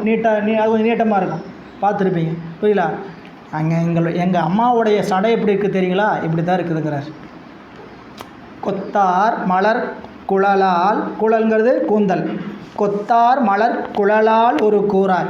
அப்படிப்பட்ட சடை அழகை உடைய எம்பிராட்டி ஒரு பாகமாக வைத்திருக்கக்கூடிய பெருமானே. அப்போ இறைவன் இருக்கிறார்னா, இறைவி இருக்கிறார்னா கருணை வந்துருச்சு. அப்படிப்பட்டவர் அடியவர்பால் மெய்த்தாயினும் இனியானை. சிவபெருமானை வழிபாடு செய்கிற அடியவருடைய இறைவன் எப்படி இருப்பார்? தாயினும் இனியான் அல்ல, மெய்த்தாயினும் இனியான். இந்த வார்த்தையில் ஏன் சொல்லணும் அப்படின்னு கேட்டிங்கன்னா, தாய் தன்னுடைய தன்மையில் சில நேரம் குழந்தைகளுக்கு துன்பத்தையும் கொடுத்துருவாள். தாய் இன்பத்தை மட்டுமே கொடுப்பாளா குழந்தைக்கு? துன்பத்தையும் தெரிஞ்சும் கொடுப்பா, தெரியாமையும் கொடுப்பா. சில நேரம் தெரிஞ்சு கொடுப்பா, பல நேரம் தெரியாமல் நடந்துடும். ஆனால் ஒருபோதும் இறைவன் உயிர்களுக்கு, அடியவர்களுக்கு இன்பத்தை மட்டும்தான் கொடுப்பார். துன்பத்தை கொடுக்கறது அவருடைய வேலையே இல்லை. நீங்கள் நல்லா வாங்கிக்க வேண்டிய செய்தி என்ன? சிவபெருமான் சோதிப்பார்னு சொன்னாங்கன்னா அவர்கள் அறியாமையில் இருக்கிறார்கள். அவருக்கு அது வேலை இல்லை. ஏங்க வேலை இல்லை? சிவபெருமான் சோதித்து அறிய வேண்டிய அவசியம் இல்லைங்கிறது பல முறை பார்த்தாச்சு. அவன் நமக்கு வேறாக இருந்தால் தான் நம்மளை சோதித்தறியும். அவன் நம்மோடு கலந்திருப்பான். எதற்கு சோதித்தறிய வேண்டும்? சரி, அவன் சோதனை செய்கிற ஆள் இல்லை. நம்ம செஞ்சதுக்கான வினைப்பலனை வேணால் கூட்டுவானே தவிர நான் அவன் சோதிப்பதற்கான நிலைப்பாடு இல்லை. அப்போ இறைவனை சோதிக்கிறான் அதெல்லாம் அறியாமையில் சொல்வது. சரிங்களா? இறைவனுக்கு, சிவபெருமானுக்கு சங்கரன் ஒரு பேர் இருக்குது இல்லையா? சங்கரன்கிற வார்த்தைக்கு என்ன பொருள்? இன்பத்தை தருபவன். சங்கரங்கிற வார்த்தைக்கு பொருள் கரம்னா கை, கொடுப்பது. சங்கரங்கிறது சேர்ந்ததுன்னா இன்பத்தை கொடுப்பவன். அவனுக்கு வடிவம் இன்ப வடிவமே தவிர அவனுக்கு துன்பம் தரக்கூடிய வடிவமே இல்லை. இப்போ நம்மளுக்கு இருக்குன்னு புரிஞ்சுக்கிற மாதிரி வச்சுக்கணும்னா, சர்க்கரையில் எங்கேயாவது போய் கசப்பு பகுதி இருக்குமா? சர்க்கரையில் ஒரு கொத்த அள்ளி வச்சாங்க, இங்கேருந்து எடுத்து சாப்பிட்டா கசந்துருங்க, நடுவிலேருந்து எடுத்து சாப்பிட்டா தான் இனிக்கணும், இங்கே இருக்குமா என்ன? அதுபோல் சிவபெருமான் முழுக்க சர்க்கரை கட்டி. புரியுதுங்களா? அது இன்பத்தை மட்டும். அதனால தான் அவனுக்கு வடிவம் என்னதுன்னு கேட்டிங்கன்னா இன்ப வடிவினன். அவனுடைய வடிவம் என்ன? இன்ப வடி. எனவே இறைவனை அங்கே பாடச் சொன்ன உடனே நம்மளுடைய நம்பியார் பாடறார். எப்படி? அடியவர்வால் மெய்த்தாயினும் இனியவன். மெய்த்தாய் அப்படின்னா உலகத்தில் இருக்கக்கூடிய தாயை நம்ம 3 வரையாக பிரித்து படிச்சிருக்கிறோம். உத்தமத்தாய், மத்திமத்தாய், அதமத்தாய். பசித்தாலும் அழுதாலும் பால் கொடுக்காத தாய், பசித்து அழுத பிறகு பால் கொடுக்கக்கூடிய தாய், பசிக்காமலேயே பசிக்கும் என்று அழுக வைத்து பால் கொடுக்கக்கூடிய தாய். புரியலா? தூங்கிட்டு இருக்கும் குழந்தை என்ன பண்ணுவாங்க? நேரமாச்சு பசி கிள்ளி விட்டு இல்லை தொட்டில் ஆட்டி விட்டு பால் கொடுப்பாங்க. இது உத்தமத்தாய். சரிங்களா? இது இந்த பிறப்பில் இந்த உடம்புக்கு தாயாக இருக்கிறவங்களால மட்டும்தான் செய்யும். சரிங்களா? எந்தெந்த பிறப்பில் என்னென்ன இடத்துல செலுத்தணும், எங்கெங்கெல்லாம் உணவு வேணும்னு கொடுத்து கொண்டு இருப்பவர் யார்? சிவபெருமான். நிஜமா இறைவனுடைய திருவருளை நீங்கள் எந்த விதத்திலையும் சந்தேகப்படவே கூடாது. சரிங்களா? நம்மளுடைய நம்பியார் பெருமான் தம்மையே புகழ்ந்து இச்சை பேசினும் சார்வேனும் தொண்டர் தருகிறார் பொய்மையாளரை பாடாதே எந்தை புகழூர் பாடுமின் புலவீர்கள் இம்மையே தரும் சோறும் கூரையும் ஏத்தலாம் இடர்கெடலுமாம் அம்மையே சிவலோகம் ஆழ்வதற்கு யாதும் ஐயுறவில்லையே. பாட்டை முடிக்கும்போது என்ன முடிக்கிறாரு? சிவலோகம் ஆழ்வதற்கு எந்த சந்தேகம் வேண்டாம் அப்படிங்கிறாரு. நமக்கு சந்தேகம், நம்மளாம் சிவலோகத்துக்கு போவோமா போக மாட்டோமா? இவ்வளோ தூரம் மாங்குன்னு வந்து வாரமான 2 மணி நேரம் உட்காந்து பாடம் கேட்குறோமே, நம்மளுக்கு சிவகதி வாய்க்குமா வாய்க்காதா? நம்பலாமா நம்பக்கூடாதா? இருக்குதா இல்லையா? இப்படிலாம் நிறையா சந்தேகம் வரும் இல்லையா? அதுக்கு முன்னாடி வரி படிங்க. இம்மையே தரும் சோறும் கூரையும் ஏத்தலாம் இடர்கெடலுமா. இந்த பிறப்பில் சோறுக்கும் வீட்டுக்கும் உடம்புல போட துணிக்கும் எந்த குறையும் கிடையாது, வச்சுருப்பார். சரிங்களா? நாங்கள் சாமியோடைய கருணையினால்தான் எங்களுடைய வாழ்க்கை ஓடிட்டுருக்குது. திருமுறைகள் தான் எங்களை வாழ்வித்துட்ருக்கு. புரியுங்களா? உண்மையை சொல்லணும்னா நாங்கள் எத்தனை ஆண்டுகள் ஆச்சு எங்களுக்கு போட்டுக்கிறக்க ஆடை எடுத்துன்னு எனக்கு தெரியாது. கடையில் போய் எனக்கு போட்டுக்க, ஏன்னா சிவபெருமானை என்றைக்கு பாட ஆரம்பிச்சோமோ அன்னையிலேருந்து எந்த விதத்திலும் சாமி எங்களுக்கு குறைய வச்சு, ஆடைக்கான குறைய வச்சதில்லை, சாப்பாட்டுக்கான எந்த இடத்துலையும் அந்த குறைய வைக்கலை. ஏன்னு இதை சொல்கிறேன், இது ஏன் சொல்ல வேண்டிய அவசியம்னா, இந்த சிவலோகம் கிடைக்குமா கிடைக்காதா? கண்டிப்பாக கிடைக்கும். எப்படின்னா, இப்போ என் சாமியை நம்பியார் பெருமை என்ன வாக்கு சொல்லியிருக்கிறாரு? இம்மை இந்த பிறப்பில் சோறும் கூரையும் கிடைக்கும், இடர் கெடும் சொல்லியிருக்கிறாரு திருமுறையை பாடனா. அது நடந்துக்கிட்டு இருக்குது. இது உண்மையானால் அடுத்த வரையும், இது உண்மைனா அடுத்த வரையும் உண்மைதான். அப்போ சிவலோகம் நிச்சயம் உண்டு. இறைவனை பாடுங்கள். புரியுங்களா? பொருளல்லாதவர்களை பாடாதீர்கள் சொன்னார் நம்பியார். எதையோ உலகத்தில் இருக்கிறவங்கள போய் புகழ்ந்துட்டு தேவையில்லாத நேரத்தை வீணாக்கிட்டு இருக்காத. உனக்கு உழைக்கிற நேரம் போக உன்னுடைய வாய்ப்பு என்னென்னலாம் கிடைக்குமோ சிவபெருமானை புகழ்ந்து பாடு. இல்லை, அப்போ நம்பியார் பெருமான் இறைவனை பாடினார். எப்படிப்பட்டவர்? மெய்த்தாயினும் இனியவன். எத்தனை இடத்துல சொல்கிறாருன்னு திருமுறையில் போய் தேடுங்க. நீ திருமுறையில் புத்தகமாக வாங்கி வச்சுக்கணும். சரிங்களா? திருமுறை எல்லாம் 12 திருமுறை வீட்டில் இருக்க வேண்டியது ஒவ்வொருத்தருடைய அவசியம். நீங்கள் நம்ம வீட்டில் என்னென்ன சொத்து சேர்த்து வச்சுருக்கிறீங்க? வீடு இருக்குது, நிலபுலன் இருக்குது, வாகனம் இருக்குது, எல்லாம் இருக்குது. திருமுறை இருக்கா? இல்லை. நாம் யார்? ஏழை. நம்மளாம் யார்? ஏழை. 12 திருமுறைகள் இருக்குதா? 12 திருமுறைகள் இருந்ததுன்னா நாம் செல்வந்தர். புரியுங்களா? திருநீர் இருக்குதா? வீட்டில் இருக்குது, நிறைவாக இருக்குது. நான் ஏற்கனவே உங்களுக்கு சொல்லியிருக்கலாம். சரிங்களா? திருநீரை உயர்ந்த செல்வமாக கருதுனாங்க. இல்லை, நம்மளுடைய திருமுறை கலாநிதி திருமுறையை இந்த பட்டி தொட்டியெல்லாம் பரப்பினவர் நம் தருமபுரம் சுவாமிநாதன் ஐயா அவர்கள். அவர்கள் படிக்கும்போது தர்ம ஆதீனத்தில் படிக்கும்போது குருமகா சன்னிதானம் கூப்பிட்டு ஒரு ட்ரங்கு பூட்டி காமிச்சு இதுக்குள்ளே என்னடா இருக்குதுன்னு கேட்டாராம். அவர் என்ன சொன்னாராம்? சாமி, ட்ரங்கு பூட்டியில் பூட்டு போட்டு என்ன வச்சுருப்பாங்க? பணத்தை தான் கட்டுக்கட்டாக வச்சுருப்பாங்கன்னாராம். திறந்து பார் அப்படின்னாராம். திறந்தால் உள்ளுக்குள்ளே திருநீர் பொட்டணமாக இருந்துதான், ட்ரங்கு பூட்டியில் பூட்டி வச்சு. சரிங்களா? இந்த மாதிரி ஒரு மேசை போட்டு பட்டு துண்டு போட்டு மூடி இருந்துதான் வெளியே, வெட்ட வெளியில். புரியுதுங்களா? அதுலேண்டா இருக்குது. இங்கே வெளியே என்ன இருக்குங்க? ஏதாவது சாப்பிட்றதுக்கு ஏதாவது வேறு இருக்கா அப்படின்னு சொன்னாராம். சொன்ன திறந்து பார்த்தா எல்லாம் 200 ரூபா நோட்டு கட்டாக இருந்துதான். புரியல? எது செல்வம்? பூட்டி வச்சுருக்கிறது செல்வமா? திறந்து வச்சுருக்கிறது செல்வமா? இல்லை, நாம் அப்படி வைப்போமா? அப்படி வைக்கலாலும் திருநீரை கொண்டு போய் ஒரு பாக்கெட்டை நம்மளுடைய பீரோட கஜானா வைக்கலாமும் முடியுமா? அது முடியும். இல்லை, 200 ரூபா கட்டு, 1000 ரூபா கட்டு, 500 ரூபா கட்ட வேணால் வைக்க முடியாது வெளியே. என்னண்ணா யார் என்னங்க ஐயா பேசுகிறீங்க நீங்கள் அப்படின்ட்டு என்ன பண்ணுவீங்க? சொல்லுவீங்க. ஆனால் திருநீரை கொண்டு என்ன பண்ணலாம்? சேமநிதியாக நிச்சயமாக வைக்க முடியும். அதுதான் நமக்கு உணர்வு. திருமுறை 12 திருமுறை ஒவ்வொரு வழிபடுகின்ற சைவர்களுடைய வீட்லேயும் இருக்கணும். புரியுதுங்களா? நான் படிக்க தெரியாது. புரியுங்களா? படிக்க தெரியாதுங்கிறக்காக வாங்கிக்கிறோங்களா? அப்போ நம்ம பயன்படுத்துகிற பொருளை தான் மட்டும்தான் வீட்டில் வாங்கி வச்சுக்கிறோமா? வீட்டில் வாங்கி வச்சுக்கிற பொருளையும் பார்த்தா பல பொருள் பயன்படாமல் தான் இருக்குது. சரிங்களா? வாழ்க்கையில் உண்மையை சொல்ல பெற்றதே பயன்படாமல் தான் இருக்குது. பல வீட்டில் அப்படி தான் நடக்குது. என்னமோ வர்றாங்க போகிறாங்க, சொல்கிற பேச்சே கேட்க மாட்டேங்கிறாங்க.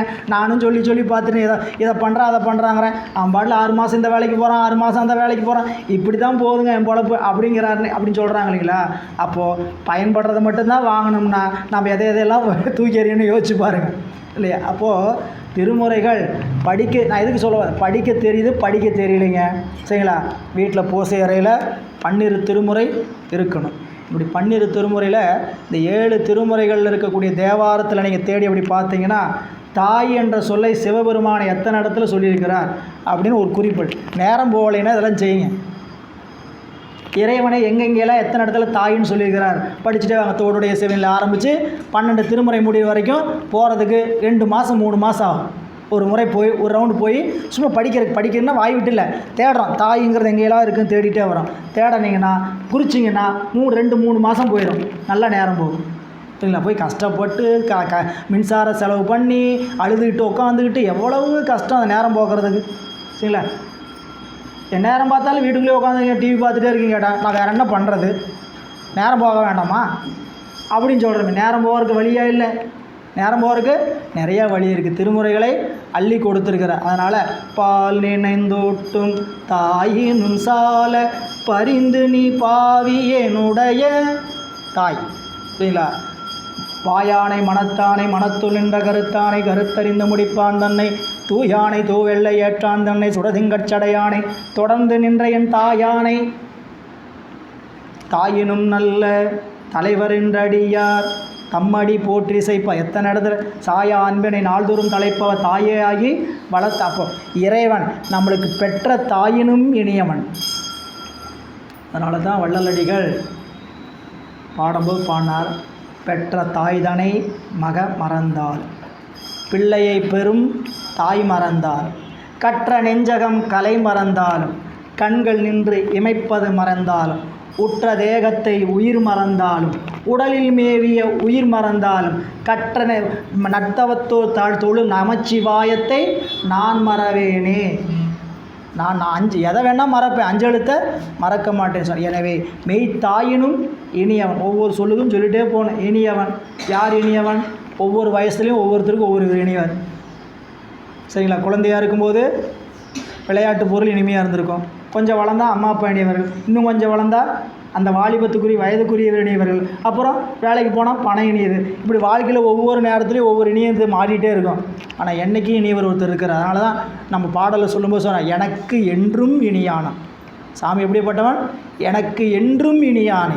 நேற்றும் இன்றைக்கும் நாளைக்கும் என்னைக்கும் இனியவனாக இருப்பவன் இறைவன். அதனால தான் நம்முடைய இடைமருதில் சொல்லும், இடைமருது தேவாரத்தில் சொல்லும் அப்பர் சுவாமிகள் சொன்னார், கனியினும் கட்டிப்பட்ட கரும்பினும் பனிமலர் குளர் பாவை நல்லாலும் தனிமுடி கவித்தாலும் அரசினும் இனியன் தன்னடைந்தார்க்கு இடைமருதனே.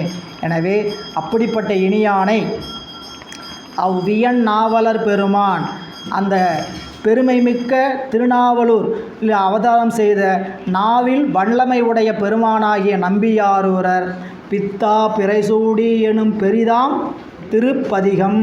பித்தா பிறைசூடி என பெரிதாம் திருப்பதிகம். இந்த திருப்பதிகத்துக்கு ஏன் பெரிதாம் திருப்பதிகம் அவ்வளோ அடைமொழி கொடுத்தார் அப்படின்னு கேட்டிங்கன்னா, நம்பியாரூரர் இந்த உலகத்திற்கு வரவில்லை என்றால் இறைவன் கருணையினால் நாம் நாயன்மார்களுடைய அருள் வரலாற்றை அறிந்திருக்க முடியாது. இங்கே உட்காந்து பெரிய புராணத்தை பேச வேண்டிய அவசியம் இருந்திருக்கார். இதற்கான மூலம் யார்? நம்பியாரூரர் சரிங்களா. அவர் தான் 63 பேரை முத வாசித்து அது வளர்ந்து பெரிய புராணமாக கிடச்சிது சரிங்களா. அதனால் இது எப்படிப்பட்ட திருப்பதிகம்? பெரிதாம் திருப்பதிகம். பெரிதான்னா 100 பாட்டு இருக்கிற திருப்பதிகம் இல்லை. பதிகம்னாவே 10 பாட்டு இருந்தால் தான் அதுக்கு பேர் என்னதுங்க? பதிகம். ஏன் பெரிதாம் திருப்பதின்னு சொன்னான்னா, இவர் ஒருவரால் தான் சைவ சமயத்தினுடைய எழுச்சி.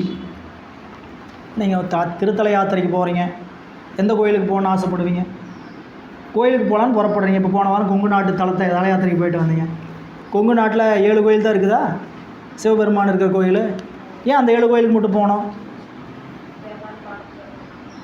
அதுதான் பெருமக்களால் மூவரால் பாடல் பெற்ற திருத்தலம். அப்போ இந்த மூவரால் பாடல் பெற்ற திருத்தலம் நாயன்மார்கள் திருவதாரம் செய்த தலம் என்பதனால் தான் சிவபெருமானுடைய திருக்கோயிலில் அந்த அருளினுடைய தன்மை ஓங்கி இருக்கக்கூடிய நிலைக்கு நம்ம போய் பார்க்கறதுனால இறைவனுடைய திருவருள் ஆட்சி நடைபெறுகின்ற திருக்கோயில்கள் எல்லாம் நாம் சென்று வழிபடுவதற்கு காரணமாக அமைந்தவர் நம்பியாரூரர். நாயன்மார் பெருமக்களுடைய நீங்கள் திருக்கோயில்லாம் அங்கே என்னங்க பெருமை? ஒரு கோயில்னால் என்ன பெருமை இருக்கணும்? மூர்த்தி, தலம், தீர்த்தம் முறையால் வணங்குவார்க்கு ஒரு வார்த்தை சொல்ல சர்க்குரு வாய்க்கும். ஒரு கோயில் மூர்த்தி சிறப்பாக இருக்கணும், தலம் சிறப்பாக இருக்கணும், தீர்த்தம் சிறப்பாக இருக்கணும். தலம் என்ன சிறப்பாக இருக்கணும்? அருளாளருக்கு கால்மிதி பட்ட இடமா இருக்கணும். புரியுங்களா? அப்படிப்பட்ட திருத்தலத்தில் இருக்கிறவங்களுக்கு அந்த பெருமை சொல்கிறார். அதனால் இங்கே திருப்பதிகம் ஏன் பெருசுன்னா, நம்பியார் பெருமானுடைய திருவருள் நிரம்ப பெற்று நாம் இருக்கக்கூடிய காரணத்தினால பெரிதாம் திருப்பதிகம் இத்தாரணி முதலாம் உலகெல்லாம் உய்ய எடுத்தார். இந்த உலகு தாரணி என்பது இந்த பூமி மட்டுமல்லாமல் எல்லா உலகும் உய்யும்படி எடுத்தார். சிவபெருமானுடைய திருவருளை பெற்ற நம் நம்பியாரூர் பெருமான் எல்லா உலகங்களில் இருக்கக்கூடிய உயிர்களும் உய்ய வேண்டும் என்பதற்காக இந்த திருப்பதிகத்தை எடுத்து பாடுகிறார். சரி, இதெல்லாம் இந்த பாட்டோடைய கருத்து. இன்னொன்று, நாம் இந்த பாட்டில் இன்னொரு சிந்தனை சிந்திக்கணும். என்னன்னு கேட்டிங்கன்னா, இப்போது திருமுறைகளை படிக்கக்கூடிய நமக்கு திருமுறைகள் எப்படிப்பட்ட அமைப்பில் அமைஞ்சிருக்குது? பன்னடைவு திருமுறைகள், இசை வடிவான சொல்லும் இதில் சொல்லும் பொருளும் இருக்குது. இந்த சொல் எப்படிப்பட்ட சொல்? இசை வடிவான சொல். இல்லைங்களா? நம்ம பெரிய புராணம் வகுப்பு ஆரம்பிக்கும் போது முன்னுரையில் இந்த பெரிய புராணம் நூலினுடைய சிறப்பை பற்றி சொல்லி ஐயா பேசும்பொழுது இது பெரிய புராணம் என்னென்ன சிறப்பை உடையது அப்படின்னு படித்தோம். என்ன படித்தோம்? இது ஒரு வரலாற்று நூல், இது ஒரு இலக்கிய நூல், இது ஒரு இலக்கண நூல், இது ஒரு சாத்திர நூல், இது ஒரு இசை நூல், இது ஒரு அப்படின்னு ஒரு 8 வகையான தலைப்பு படித்தோம். இந்த நூல் என்னென்னங்க இருக்குது? இலக்கணம் இருக்குது, தமிழ் கற்றுக்கலாம், இலக்கியம் இருக்குது. இலக்கியம்னா என்ன இருக்கணும்? ஒரு தலைவன் இருக்கணும், தலைவி இருக்கணும், எதிராளி இருக்கணும். புரியுங்களா? இதெல்லாம் இருந்தால் என்னதுங்க இலக்கியம்? இலக்கியத்துக்கு அடிப்படை என்ன? தலைவன், தலைவி, எதிராளி, பகைவன், அப்புறம் தோழி, தோழன், தூது போகிறவன், எல்லாமே இலக்கியத்துக்குள்ளே இருக்குது. நீங்கள் இதெல்லாம் தேடி பார்த்துக்க. அப்படி இந்த நூல் ஒரு பண் நூல், பண்ணமை உடைய நூல், இசை வடிவான நூல். எப்படி இசை வடிவான நூல்னு கேட்டிங்கன்னா, தேவாரங்கள் 7 திருமுறைகளும் 24 பண்கள் நமக்கு கிடச்சிருக்கக்கூடிய பண்கள் 27 பண்கள். சரிங்களா? அதில் அதிகமாக வழக்கத்தில் இருக்கிறது 24 பண்கள். இந்த 24 தேவார பண்களும் என்னென்ன பாடல் அமைவில் அருளாளர்களாகிய சமயாச்சாரிய மூர்த்திகளாகிய மூவர் பெருமக்கள் பாடினாங்களோ அந்த சந்தத்திலேயே அந்த பாட்டை இங்கு அமைத்திருப்பார் தெய்வ சேக்கிழார் பெருமான். பெரும்பாலும் 100% இருக்காது, பெரும்பான்மை என்ன பண்ணியிருப்பார்னு கேட்டிங்கன்னா, இதை நினைவு வச்சுக்க. முதல் இடங்கிறனால உங்களுக்கு சொல்கிறேன். இந்த நூல் இசை வடிவான பண் சுமந்த நூல். எப்படிங்கன்னு கேட்டிங்கன்னா, பண் என்கின்ற இசை வடிவத்தை அங்கே தேவாரத்தில் எப்படி பெரியவங்க பாடியிருக்கிறாங்களோ அதே மாதிரி இங்கே இந்த பாட்டை வச்சுருப்பார். சரி, நாம் நம்பியார் பெருமானுடைய தேவாரம் முதல் திருப்பதிகத்தில் முதல் பாடல் என்ன பண்? இந்தளம். ராகம் மாயாமாலவகவுளை அல்லது நாதநாமக்கிரியான்னு சொல்லக்கூடியது. அதெல்லாம் ஓரமாக இருக்கட்டும். பாட்டு எப்படி பாடுவோம்? பன்முறையோட சைதா பாடணும்னா, அதாவது பண் முறையாக பாடணும்னா ஒரு முறை, மனன முறைன்னு ஒன்று இருக்குது. பாடலை பாடுவதற்கு எத்தனை முறை இருக்குதுன்னு கேட்டிங்கன்னா, பன்முறையில் பாடுவது ஒன்று, மனன முறையில் பாடுவது ஒன்று, சுத்தாங்கமாக பாடுவது ஒன்று. சுத்தாங்கமாக பாடுறதுன்னா பாட்டை அப்படியே படிச்சுட்டு போகிறது. புரியுங்களா? திருத்தாண்டகம் ராகம்தான். அதை படிக்க எப்படி பாடுவோம்? மனத்தகத்தான் தலைமேலான் வாக்கின் உள்ளான். இது சுத்தாங்கம். சாமி அப்படியே படிச்சுட்டு மாதிரி போகிறது. அதுவே நீங்கள் மனன முறையில் பாடணும்னா, வாயானை மனத்தானை மனத்துள் நின்ற கருத்தானை கருத்தறிந்து முடிப்பான் தன்னை. இது மனன முறை. இப்போது நீங்கள் பித்தா பிறைசூடி எடுத்திங்கன்னா, பித்தா பிறைசூடி பெருமானே அருளாலா எத்தான் மறவாதே நினைக்கின்றேன் மனத்துன்னை வைத்தாய் பெண்ணை தென்பால் வெண்ணை நல்லூர் அருட்துறையுள் அத்தா உனக்காளாயினி அல்லேன் எனலாமே.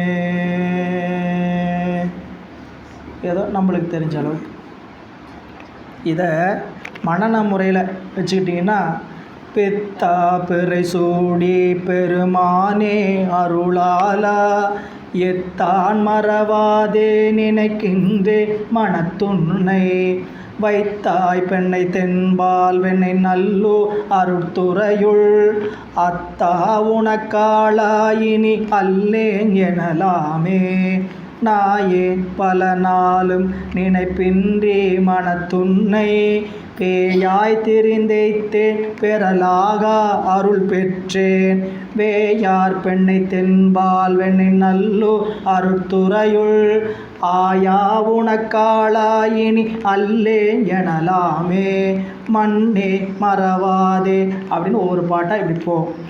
இப்போ இந்த பாட்டுக்கு வாங்க. இப்போ நம்ம படித்த 74வது பாடல்.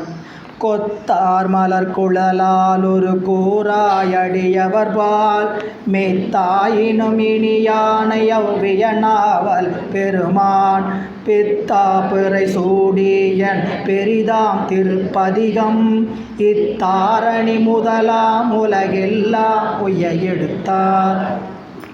இப்படிதான் நிறைய பாடல் நாம் பெரிய புராணத்தில் படிப்போம். அதாவது எந்த பதிகத்தை நம்மளுடைய சேக்கிழார் பெருமான் அங்கே அந்த பதிகத்தை வைக்கிறாரோ, சமயாச்சாரிய மூர்த்திகள் அந்த பதிகத்தை என்ன பண்ணல பாடியிருக்கிறாங்களோ அதில் அமைச்சிருப்பார். எப்படி ஒரு அருள்நிலை வந்திருக்கும் யோசிச்சிருப்பாருங்க. சரிங்களா? பாட்டு எழுதுறதே கஷ்டம். பாட்டு எழுதுறதே ஒரு கஷ்டம். பாட்டு எழுதுறதுலையும் இலக்கண பிழை இல்லாமல் இலக்கண சுத்தமாக அந்த இலக்கண சுத்தம்னா என்னென்னு கேட்டிங்கன்னா, அந்தந்த இடத்துல தேவையான தேமா புளிமா எல்லாத்தையும் சேர்த்தணும். இதையெல்லாம் சேர்த்து அதை என்ன பண்ணணும், செய்யுளுக்குறைய நிறைய கொண்டு வரணும். அதுக்கு மேலே இதை இசை ஓவியமாக எழுதணும்னா சரிங்களா, அதுதான் அருளாளர்களுடைய அருளார்ந்த நிலை இல்லைங்களா. எனவே நம்பியாரூர் பெருமான் இப்படி திருப்பதிகம் பாடி இறைவன் திருச்செவிக்கு விண்ணப்பிக்கிறார். அப்படி விண்ணப்பித்த போது முறையால் வரு மருதத்துடன் மொழி இந்திளம் முதலில் குறையா நிலை மும்மைப்படி கூடும் கிழமையினால் நிறை பாணியின் இசைக்கோல் புனர் நீடும் புகழ் வகையால் இறையான் மகிழ் இசை பாடினன் எல்லாம் நிகர் இல்லான்.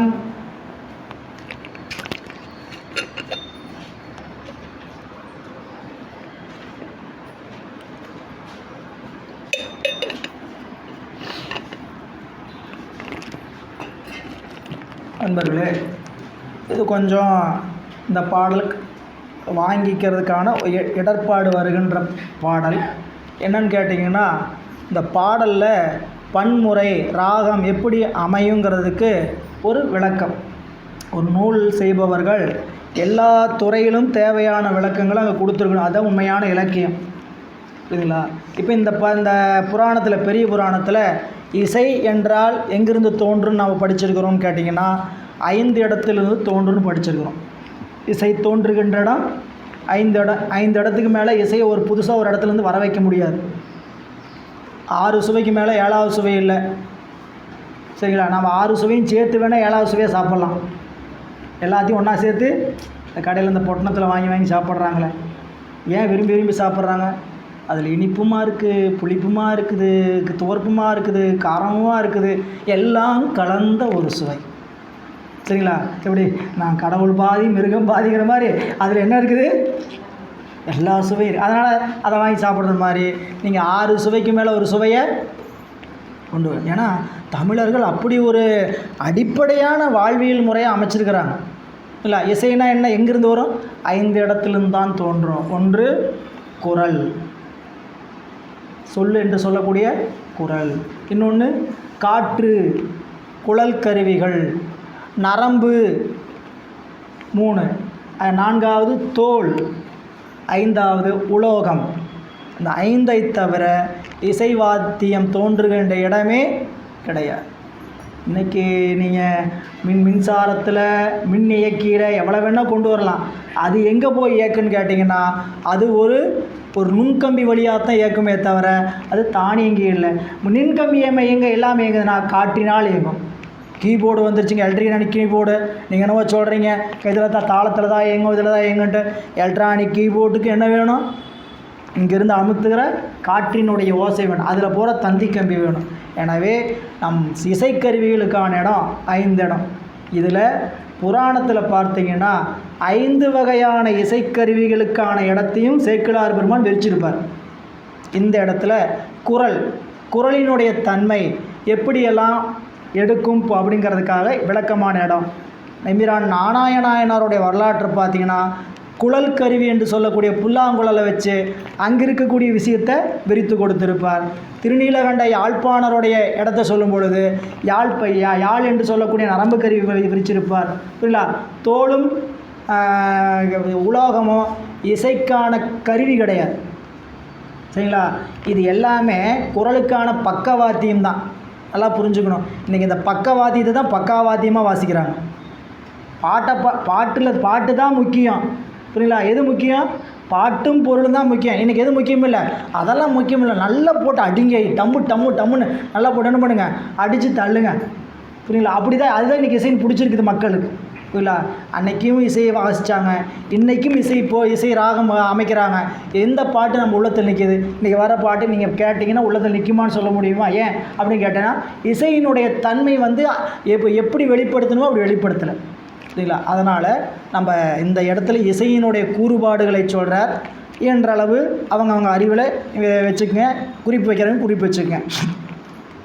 முறையால் வரு அப்படிங்கிறது முறைமை. என்ன முறைமை அப்படின்னு கேட்டிங்கன்னா இசையினுடைய பண் இலக்கணம் 11. ஒரு இசை அமையணும்னா அது பண் என்பது பழைய பெயருங்க.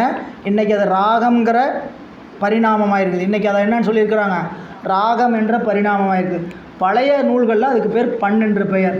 அந்த பண்ணமைவில் இது முழுக்க சிலப்பதிகாரத்தில் இருந்த குறிப்பை எடுத்து நம்மளுடைய உரையாசிரியர் கொடுக்குறார். ஏன்னா சிலப்பதிகாரத்தில் தான் இருக்கிறதுலே இசையினுடைய கூறுபாடுகள் அதிகமாக சொல்லப்பட்டிருக்கக்கூடிய இடம்.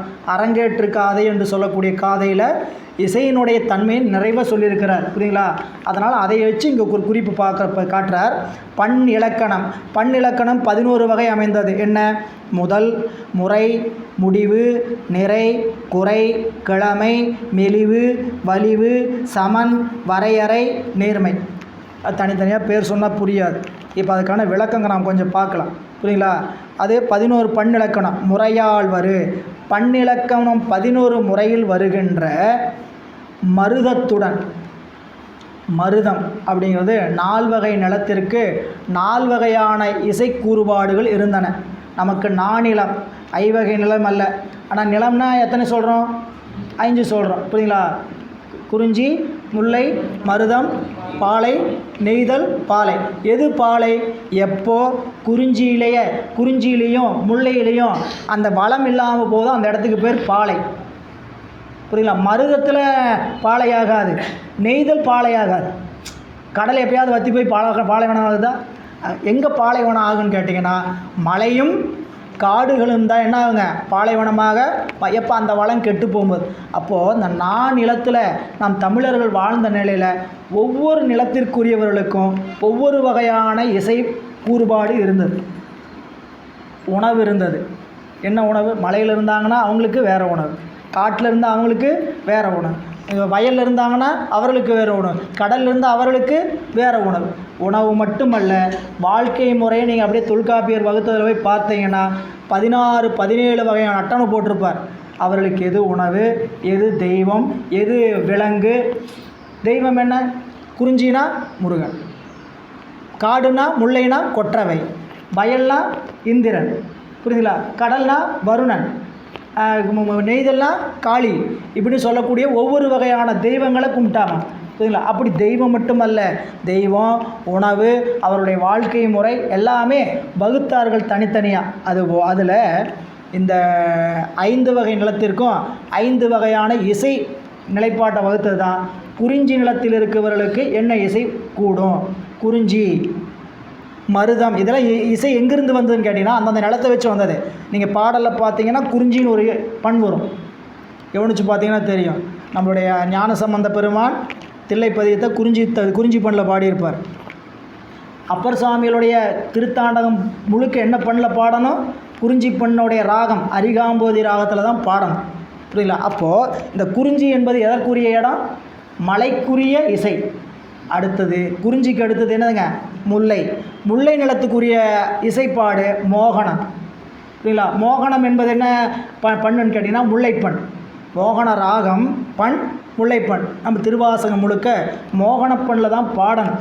புரியுங்களா? முல்லை நிலத்துக்குரியது அது. இதெல்லாம் கொஞ்சம் நீங்கள் இசையில் ஆர்வம் இருக்கிறவங்க அதை பற்றி ஆழமாக போய் தெரிஞ்சுக்கங்க. குறிஞ்சி, முல்லை, அப்புறம் என்னதுங்க? மருதம். மருத நிலத்தில் பாட வேண்டிய பண் மருதப்பண்.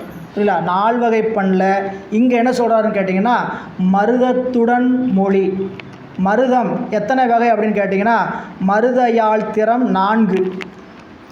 மருத நிலத்தில் வாசிக்கக்கூடிய இசை கூறுபாடு 4. ஒன்று வடுகு, இன்னொன்று நவீர், இன்னொன்று வஞ்சி, இன்னொன்று செய்திறம். அதில் இந்தளம் என்பது எந்த பகுதியை சார்ந்ததுன்னு கேட்டிங்கன்னா வடுகு என்ற பிரிவில் 11 இசை கூறுபாடில் ஒன்று இந்தளம். நல்லா கவனிங்க. பித்தா பிறைசூடி திருப்பதி என்ன பண்ணில் பாடியிருக்கிறாரு? இந்தளப்பண்ணில். இந்த இந்தளப்பண்ணுடைய பிரான்ச் எது? வடுகு. அப்படி போவோம். இந்தளம் ஒரு 11 பிரான்ச்சில் ஒரு பிரான்ச் எழுதுங்க, இந்தள பிரான்ச். இந்தள கிளையினுடைய மூலம் எது? வடுகு. இந்த வடுகு யாருடைய கிளை? மருதையாளுடைய கிளை. அப்போ மருதம் 4 பிரிவாக பிரியுது. தளிர், நவீர், வஞ்சி, வடுகு. வடுகு 11 பிரிவாக, மற்ற 3க்கும் தனிப்பிரிவு இருக்குது. வடுகு 11 பிரிவாக பிஞ்சு இந்தளம் என்ற பண் பாடுறார். அதனால் என்ன சொல்கிறான்னு கேட்டிங்கன்னா 11 வகையான பண்ணிலக்கணத்தின் முறைப்படி மதுர மொழியில் மதுரம் என்பது மருதம். மருதத்தின் இசைப்பாட்டு மருதக்கூரில் 4ல் இந்தளம் முதலில் இந்தளப்பண்ணை எடுத்து பிறகு என்ன பண்ணாங்களாம்? குறையா நிலை. என்ன குறையா நிலை அப்படின்னு பார்த்தீங்கன்னா 4 வகை நிலை. குறையா நிலை என்று சொல்லக்கூடியது 4 வகை நிலை. எது அப்படின்னு பார்த்தீங்கன்னா தாளக்கூறுபாடு. குறையா நிலை என்பது தாளக்கூறுபாடு. இந்த 4 வகை நிலை என்னன்னு கேட்டிங்கன்னா இசைப்புலவன் ஆழத்தி வைத்த பண்ணின் நீர்மையை அறியும் பாகுபாடுகள். அப்படி வச்சுக்கோங்க. மீண்டும் வேணால் சிந்திச்சு தனியாக பாருங்கள். அப்போது குறையா நிலைப்படி 4 வகை நிலையில் நின்று மும்மைப்படி. இப்போ முதல்ல 11 முறை பார்த்தோம். முதல் முறை முழவு, முதல் முறை முடிவு, நிறை, குறை, கிழமை, மெலிவு, வலிவு, சமன், வரையறை, நேர்மை. அதில் அந்த 11 இலக்கணப்படி அதில் மருத நிலத்திற்குரிய பிரிவுகளில் இந்தளப்பண்ணில் குறையா நிலை. இந்தளப்பண்ணில் குறையா நிலைனா இந்தளத்துக்குரிய பன்னிசைவிலேயே வேறு மாதிரி உண்டு. நம்ம புரிஞ்சுக்கிற மாதிரி வச்சுக்கோங்க. நீங்கள் அந்த நோட்ஸ் எல்லாம் படிச்சிங்கன்னா தெரியும். என்ன நோட்ஸுங்க? Music notes. மியூசிக் நோட்ஸில் என்ன பண்ணுவாங்க? இந்தளப்பண் அப்படின்னு நீங்கள் போய் செலக்ட் பண்ணிங்கன்னா அது என்ன பண்ணியிருப்பாங்க? S1 R2 N அப்படின்னு கொடுத்துருப்பாங்க. இல்லாட்டினா சா 1, ரீ 2, கா 1, மா 2, பா அப்படியே இது நியூட்ரல். பா சா பா வந்து மாறாத இசை உடையது. பாவுக்கு வந்து என்ன கிடையாது? மத்தியம பண் என்று சொல்லக்கூடிய பஞ்சமத்துக்கு மாறுபாடு கிடையாது. இப்போ 7 சுரங்கள் தான் இசை. இப்போ இதில் சரிகம பதனி அப்படின்னு சொன்னீங்கன்னா 7 சுரம் ஒன்றா இருந்ததுன்னா ஒரு ராகம். 7 சுரமும் ஒன்றாக இருந்தால் ஒரு ராகம். சரிகம பதனியில் ஏதாவது ஒரு சொல் வந்து சா 1, மற்றதெல்லாம் ரிகம பதனின்னு இருந்ததுன்னா வேறு இசை, வேறு ராகம். அது என்னங்க? சா 1 சா எத்தனை சா இருக்குது? 3 சா இருக்குது. சா 1, சா 2, சா 3. என்ன? சா மத்தியமத்தில் பாடினா அது சா 2. புரியல? சா 1ங்கிறது கீழே பாடினா, சா 3ங்கிறது மேலே இப்படி வரைமுறை. அதில் இசைப்பள்ளியில் படித்தவங்க இப்போ படித்து வச்சு தெரிஞ்சுக்கங்க. புரியுங்களா? சரிகம பதனி இப்படி இசை கூறுபாடுகளை வகுத்துருக்குறாங்க. புரியல? நம்மளுக்கு இப்போது பாடும்போது இசை அமைப்பாளர் வந்து என்ன எழுதி கொடுப்பாரு பாட்டில்? சரிங்களா? நோட்ஸ் எழுதி கொடுப்பார். என்ன? இந்த நோட்ஸை வந்து எப்படி போகுதுன்னு நம்பர் தான் போட்டிருப்பார். அந்த நம்பருக்கு தகுந்த மாதிரி என்ன பண்ணணும்னு கேட்டிங்கன்னா ஏற்றி பாடணுமா, இறக்கி பாடணுமா, சமநிலையில் பாடணுமா, சமநிலையை இழுக்கணுமா, இதையெல்லாம் அவர் என்ன பண்ணுவாருங்க? அந்த நோட்ஸ் வச்சுருப்பார். அந்த புத்தகம் தான் அவங்களுக்கு முன்னாடி நிற்கும். அவர் கொடுத்துருக்கிற நோட்ஸு எல்லாருக்கும் ஒரே மாதிரி கொடுத்துருப்பார் இல்லை? அப்போது என்ன? சா சா சா ரீ. புரியுங்களா? இந்த ரீனா சமமாக வந்தது ஒரு ரீ வரும். மேலே போச்சுன்னா மேல் ஸ்தாயி, கீழே வந்துச்சுன்னா கீழ் ஸ்தாயி. இப்படி இசை கூறுபாடுகளில் குறையாமல் பாடுறது அதுதான் மும்மைப்படி. மும்மைப்படின்னு எடுத்துங்க. மெலிவு, வலிவு சமன். வலிவு மெலிவு சமன். என்ன வலிவு மெலிவு சமன் அப்படின்னா, சமன்கிறது சட்ஜத்தில் நிற்கிறதுக்கு பேர் சமன். புரியுங்களா? சமம்னா நியூட்ரலில் பாடுறது. நியூட்ரல்னால் அது வந்து ஏற்றியும் பாட வேணால். இப்போ நீங்கள் பாடுறதுல என்ன பிரச்சனை, எல்லோரும் கூட்டாக பாடும்போது தனியாக பாடணும்னா கண்டுப்பாரே இல்லை. சாமி ஒன்று தான் கண்டுக்கணும். சரி பாடு நான் கேட்குறேன், என்ன பண்ணுறது உன்னை வச்சுக்கிட்டு அப்படின்னு சாமி என்ன பண்ணுவார், கேட்டுட்டு இருப்பார். இந்த கூட்டமாக பாடுனா ஒரு வண்டி முன்னாடி வேகமாக போயிட்டுருக்கும், இன்னொரு வண்டி பின்னாடி அப்படியே மெல்லமாக எடுத்துக்கிட்டு வரும். என்ன ஆச்சியா அப்படின்னா, சொல்கிற சொல்லும் ராகமும் ஒத்து போகலைன்னு அர்த்தம். புரியுதா? நம்ம என்ன பண்ணணும் பயிற்சி அப்படின்னு கேட்டிங்கன்னா, முதல்ல தமிழ் சொற்களுக்குரிய அந்த மாத்திரையோடு உச்சரிக்கணும். புரியுங்களா? நிறைய பேர்த்துக்கு சா வராது, சில பேர்த்துக்கு பா வராது. பா படினா பாம்பாங்க. தமிழோட அழகு என்ன, பா நீங்கள் உச்சரிக்கிறது நான் அந்த இடத்துக்கு தகுந்த மாதிரி தான் மாறுமே தவிர, இது ஹிந்தி மாதிரி கிடையாது, இங்கிலீஷ் மாதிரி கிடையாது. பி போட்டிங்கன்னா பா, பி போட்டிங்கன்னா பா, இல்லையா? அதெல்லாம் ஆங்கிலம். ஹிந்தியில் போனீங்கன்னா பப்பா பப்பா, சச்சா ஜஜ்ஜா அப்படின்னு போகணும். ஆனால் தமிழ் எப்படி இருக்குதா? இல்லை, ஒரே சாதம். சரிங்களா? நீங்கள் படிக்கும்போது எப்படி படிக்கணும், சனின்னு படிக்கணும். சனின்னு படிச்சிங்கன்னா இல்லை. இப்போ நிறைய பேருக்கு அப்படி தடுமாற்றம் இருக்கும். சரி, இதெல்லாம் நீங்கள் நம்ம கவனிக்கவே மாட்டோம். பிறருக்கு பார்த்து இப்போ நீங்கள் பழகினீங்கன்னா தான் அதில் வரும். பாட்டை பாடும்போது இதெல்லாம் தேவையான்னு கேட்டால், சிவபெருமானுக்கு இசை மிக பிடிக்கும். சிவபெருமானுக்கு இசை மிக பிடிக்கும். பண்ணொன்றை இசைபாடும் அடியார்கள் குடியாக, கீதத்தை மிக பாடும் அடியார்கள் குடியாக. ராவணன் ஏன் பிழைச்சான், எப்படி தப்பிச்சான்? ராவணன் எப்படி தப்பிச்சான்? சிவபெருமானுடைய மலையை பேர்த்தான். எப்படியா தப்பிச்சான்? சாமகான வாச்சு தப்பிச்சுக்கிட்டான். இப்போ சிவபெருமானுக்கு என்ன பிடிக்கும், இசை பிடிக்கும். சிவபெருமானுக்கு பிடிச்சது எனக்கும் பிடிச்சா தான் நான் சிவபெருமானுடைய பக்தர்னு அர்த்தம், இல்லைங்களா? கணவனுக்கு என்ன பிடிக்குதோ அதை மனைவிக்கு என்ன பிடிக்குதோ கணவன். இப்படி செஞ்சிங்கன்னா அது அன்புடைய ஒத்த குடும்பம், மேட் ஃபார் ஈச் அதர், இல்லைங்களா? இது கிழக்க போய் அது மேற்க போச்சுன்னா, சரிங்களா, ரெண்டு திசைக்கு போச்சுன்னா அது ஒத்து போகலை. என்ன அதுபோல் சிவபெருமான், அதனால தான் சாமியை பார்த்து பூசை பண்ணணும்னு ஆசைப்பட்டாங்க அம்பாள். திருக்குறிப்பு தொண்ட நாயனார் புராணத்தில் படிக்க போகிறோம். அங்கே என்ன சொல்லுவாங்க, சாமி எல்லா ஆகமங்களையும் நந்திபெருமானுக்கு உபதேசம் பண்ணிகிட்ருக்கிறார். வாதல முதலாக காமிகையராக எல்லா ஆகமத்தோடைய சாரம் என்னன்னு அப்படியே அம்பிகை பக்கத்தில் உட்காந்து கேட்டு வராங்க. ஒவ்வொரு ஆகமத்திலையும் முடிவு என்ன சொல்லியிருக்குன்னு கேட்டால், சிவபெருமானுக்கு பூசனை பிடிக்கும். சேக்கிழார் பெருமான் அழகாக சொல்கிறோம், எண்ணில் ஆகமம் ஏம்பி இறைவர் தாம் விரும்பிய உண்மையாவது பூசனை என உரைத்தருள. சாமி எல்லா ஆகமத்தையும் சொல்ல அவருக்கு எது பிடிக்குன்னு சொன்னாராம், பூசனை என உரைத்தருள. உடனே அம்மா என்ன பண்ணாங்களாம், சாமியை பூசை பண்ணணும்னு விரும்பினாங்களாம். அப்போது இறைவனுக்கு பிடித்ததை நாம் செஞ்சோம்னா இறைவனுக்கு நம்மளை பிடிக்கும், சரிங்களா? அவர் இந்த பூமிக்கு எதுக்காக இப்போ நீங்கள் ஒரு பையனை, நம்ம வீட்டில் இருக்கக்கூடிய மகளை நம்ம ஒரு வேலைக்கு அனுப்புகிறோம், இல்லை ஒரு பொருளை வாங்கிட்டு வான்னு அனுப்புகிறோம், சரிங்களா? கடைக்கு போய் அந்த பொருளை வாங்காமல் பணத்தை செலவு பண்ணிவிட்டு வீட்டுக்கு திரும்பி வந்து வேறு எதாவது வாங்கிட்டு வந்தேன். உன்னை எதுக்கு கடைக்கு அனுப்பிச்சேன், கவுண்டர் பண்ணி கேட்குற மாதிரி, உன்னை எதுக்கு அனுப்பிச்சேன் கடைக்கு, சரியா? நீ அதை வாங்கிட்டு சொன்னால் இதை வாங்கிட்டு வந்திருக்க அப்படின்னு சொல்லி கேட்போம் இல்லையா?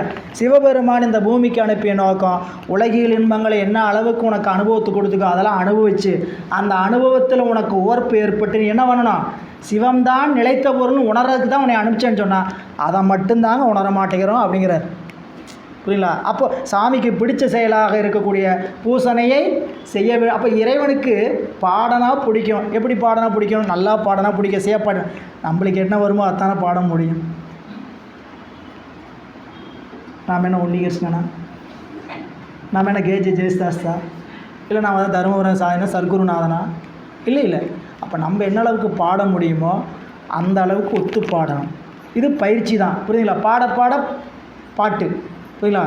சித்திரமும் கைப்பழக்கம், செந்தமிழும் நாப்பழக்கம், நித்தம் ஒரு கல்வி மனப்பழக்கம், ஒவ்வொன்றையும் செய்ய தான் பழக்கமாக. அப்போ என்ன, பாடும்போது ஒருத்தருக்கு ஏன் வேறுபாடு வருதுன்னு கேட்டிங்கன்னா, அந்த சொல்லினுடைய உச்சரிப்புக்கான ஒரு அழகு இருக்குது, மாத்திரை இருக்குது, புரியுங்களா? அப்புறம் இசைக்கான வடிவம் இருக்குது. அதில் இந்த மெலிவு வலிவு சமன் அப்படின்னா எந்த இடத்துல பாடலை ஏற்றணும், எந்த இடத்துல இறக்கணும், அதுதான் அந்த பாடலுடைய பண், சரிங்களா? நம்ம ஞானாசிரிய பெருமகான் சொல்லி தரும்போது சொல்லி கொடுப்பாங்க. எப்படின்னு கேட்டிங்கன்னா, பாட்டை பாடும்போது சரியாக அந்த குறிலையும் நெடிலையும் உச்சரிங்க. தோடுடைய அப்படி முடிக்கிறதில்ல. தோங்கிறது 2 மாத்திரை. தோடுடைய செவியன் சொல்லோட உச்சரிப்பே பாருங்கள் பாட்டு எப்படி இருக்குதுன்னு கேட்டால், தோடுடைய செவியன் விடை ஏறி சொன்னீங்கன்னாவே பாட்டோடைய அழகு வரும்.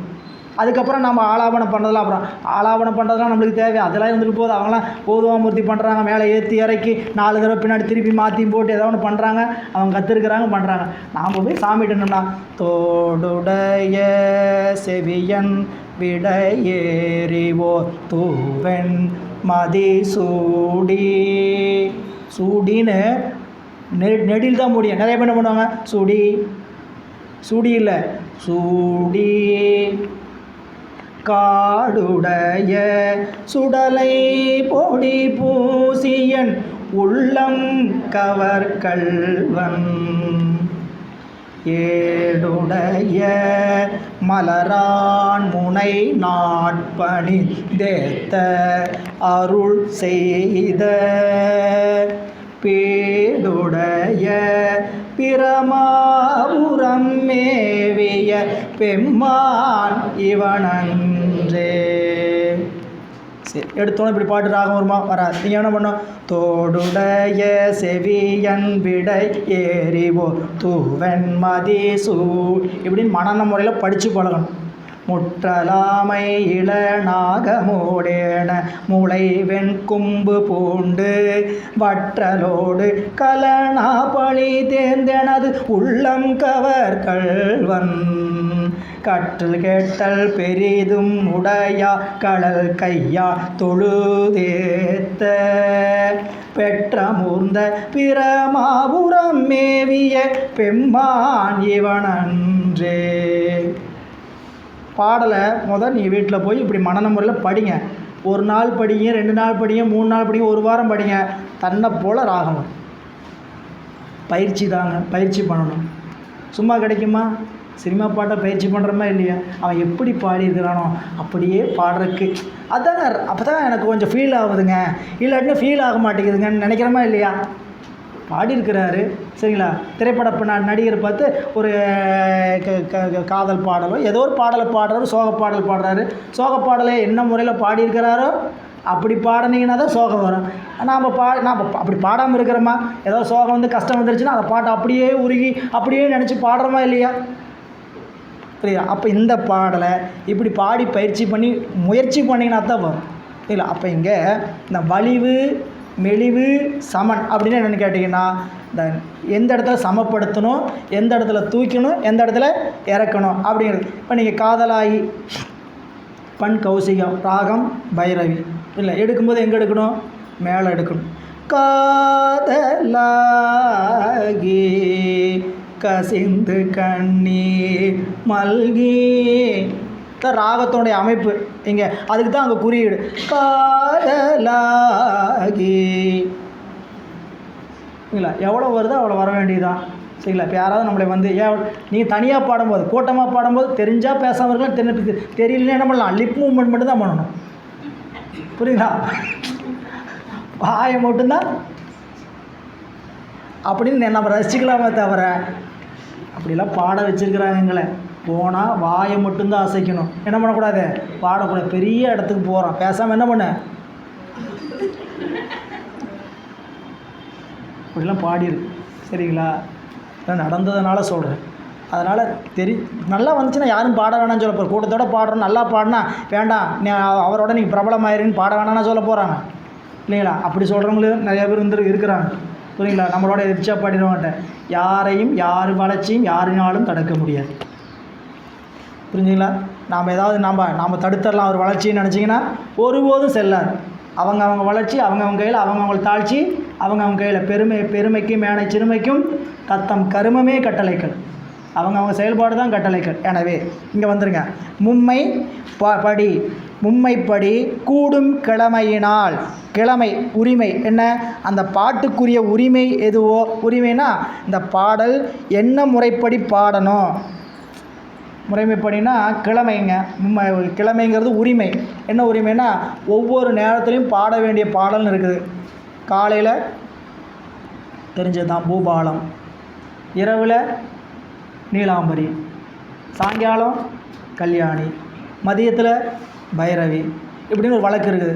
திருக்கோயிலில் போய் நம்மளை ஒரு பாட சொல்லி காலையில் பள்ளி எழுச்சிக்கு போய் நம்மளை அனுப்பிச்சு சாமிக்கு பஞ்சபுராணம் பாட சொன்னாங்க. போய் திருவாசகம் பாடுன்னு சொன்ன உடனே சீரார் பவள, எனக்கு அந்த பாட்டு தான் தெரியும். சீரார் பவளங்கால் முத்தம் கைராக ஏறாரும் பொற்பலகை ஏறி நிதம் அப்படின்னு தூங்குற ராகத்தில் முதல்ல காலையில் எழுந்தோடனே பாட சொன்னீங்கன்னா அப்படி பாடக்கூடும். அதுக்குன்னு ஒரு நேரம் இருக்குது. நீங்கள் இந்த வரலாற்றோடு ஒத்து போனீங்கன்னா ஞானசம்பந்த பெருமான் திரு ஆலவாய்க்கு வந்து கொண்டு இருக்கிறார். சரிங்களா? குலச்சிறை நாயனார் எல்லையில் வந்து வரவேற்க வர்றார். சரிங்களா? மங்கையர்க்கரசியார் அழைப்பு பெற்று வர்றார். எல்லையில் வந்தார். எல்லையில் வந்தோடனே எங்கே எங்கள் பெருமானுடைய கோபுரம் திருக்கோயில் எங்கே இருக்குது, ஆலவாய் எங்கே இருக்கிறார், அதோ வானலாவி உயர்ந்துக்கு, அது ஆலவாய் கோபுரம் அப்படின்னு சொல்கிறார். சொன்னேன் மங்கையர்க்கரசி வளவர்கோன் பாவை வரிவளை கை மடமானி. பூபாலத்தில் புறநீர்மை பூபாலத்தில் பாடினார். பூபாலத்தில் பாடினார்னா அப்போ ஞானசம்பந்த பெருமான் திருவாலவாயில் என்றான நேரம் என்ன, காலை நேரம் இல்லை. இதெல்லாம் வரலாற்றோடு ஒத்து போகிறது. அப்படியே நம்பியார் பெருமான் வந்து கூடலையாற்றூருக்கு போயிட்டுருக்கிறார். திருமுதுகுன்றம் போயிட்டுருக்கிறார். திருமுதுகுன்றம் போயிட்டு இருக்கும்போது வழி தெரியல. வழக்கம் போல் ரோட்டில் இருந்த போர்டை யாரோ கமுத்திட்டு போயிட்டாங்க. சரிங்களா? போர்டு எப்படி இருக்குது, முதுகுன்றம் கூடலையாற்றுன்னு இப்படி இருக்குது. ஆக்சுவலாக முதுகுன்றம் போகிற வழி இது. இங்கே என்ன போர்டு இருக்குது, கூடலையாற்றுன்னு இருக்குது. இப்படி திரும்பிட்டு நிற்கிது. ரெண்டுக்கு சம்மந்தம் இல்லாமல், ரோட்டுக்கும் இல்லாமல் காட்டுக்கிழமை அப்படி இருக்குதுங்க. ரெண்டு பக்கம் நம்ம ஊரில் நிற்கிற மாதிரி நிற்கிது. சாமிக்கு சந்தேகம் வந்துருச்சு. அங்கே காலையில் ஒரு அந்தார் போயிட்டுருக்குறேன். சாமி முதுகுன்றத்துக்கு போகணும், எப்படி வழி, அப்படியா வா, நான் கூடலையாற்றூருக்கு தான் போகிறேன், வா போகலான்னு போயிட்டார். சாமி அழைச்சிட்டு போகிறார். ஏன் என்னை பாடாமல் நீ போகலாமாப்பான்ட்டு. அங்கே பாடாமல் போகலாம்னு அங்கே போய் ஒரு பதிகம் பாடினார். சரிங்களா? வடிவுடை மழு ஏந்தி மதகரி ஊறி போர்த்து அப்படின்னு பதிகம் பாடினார். பண் ராகம் பூபாலம் புறநீர்மை. சரிங்களா? அப்போ என்ன, காலையில் இருட்டாக இருந்தது, வழி தெரியல, ஒருத்தர் வந்து வழி காட்டார். காலையில் நேரம் அங்கே கூட்டிகிட்டு போனார். இப்படி தான் நம்ம வரலாற்றை நம்ம நினச்சி பார்க்க முடியும். அப்படி திருக்கோயிலில் பாடுவது, ஏன்னா நிறைய பேர் எனக்கு அந்த பாட்டு தான் தெரியுங்கிறக்கா என்ன பாட்டு என்ன நேரத்தில் என்ன பாட என்ன நேரத்தில், அதாவது தவறு ஒன்றும் இல்லைங்க. தெரிஞ்சுக்கிட்டு பாடினா என்ன தப்பு, பாடுறதுன்னு முடிவாயிருச்சு. என்ன பண்ணலாம், சாமி முன்னாடி பாடுறதுன்னா சாமி ஒரு தோத்திரம் பாடுங்கன்னு சொன்னோம்னா அங்கே போய் நாம் என்ன பண்ணக்கூடாது, நம்ம சிறுமையை பாடாமல் பெருமானுடைய பெருமையை பாடணும். சிறுமையை பாடுற பாடல் இருக்குது, அதுக்கான இடம் வேறு. புரியுங்களா? பெருமானுடைய புகழை பாடணும். அப்படி இறைவனை பாடுவதற்கான கிழமையோடு இறையான் நிறைப்பாணி எல்லாம் விரிச்சுக்கிட்டே போகணும். நிறைப்பாணி என்பது தட்டக்கூடிய தட்டுக்கு பேர் பாணி. பாணி என்னதுங்க, என் பாணி தனி. பாணி என்னது, கை. பாணிங்கிறது சைவ சித்தாந்தத்தில் படித்தவங்களுக்கு தெரியும். பாணின்னா என்னது, கை. புரியல? வாக்கு பாதம் பாணி. பாணி என்பது கை. தண்டாயுத பாணி, தண்டாயுதத்தை கையில் அவர் தான்.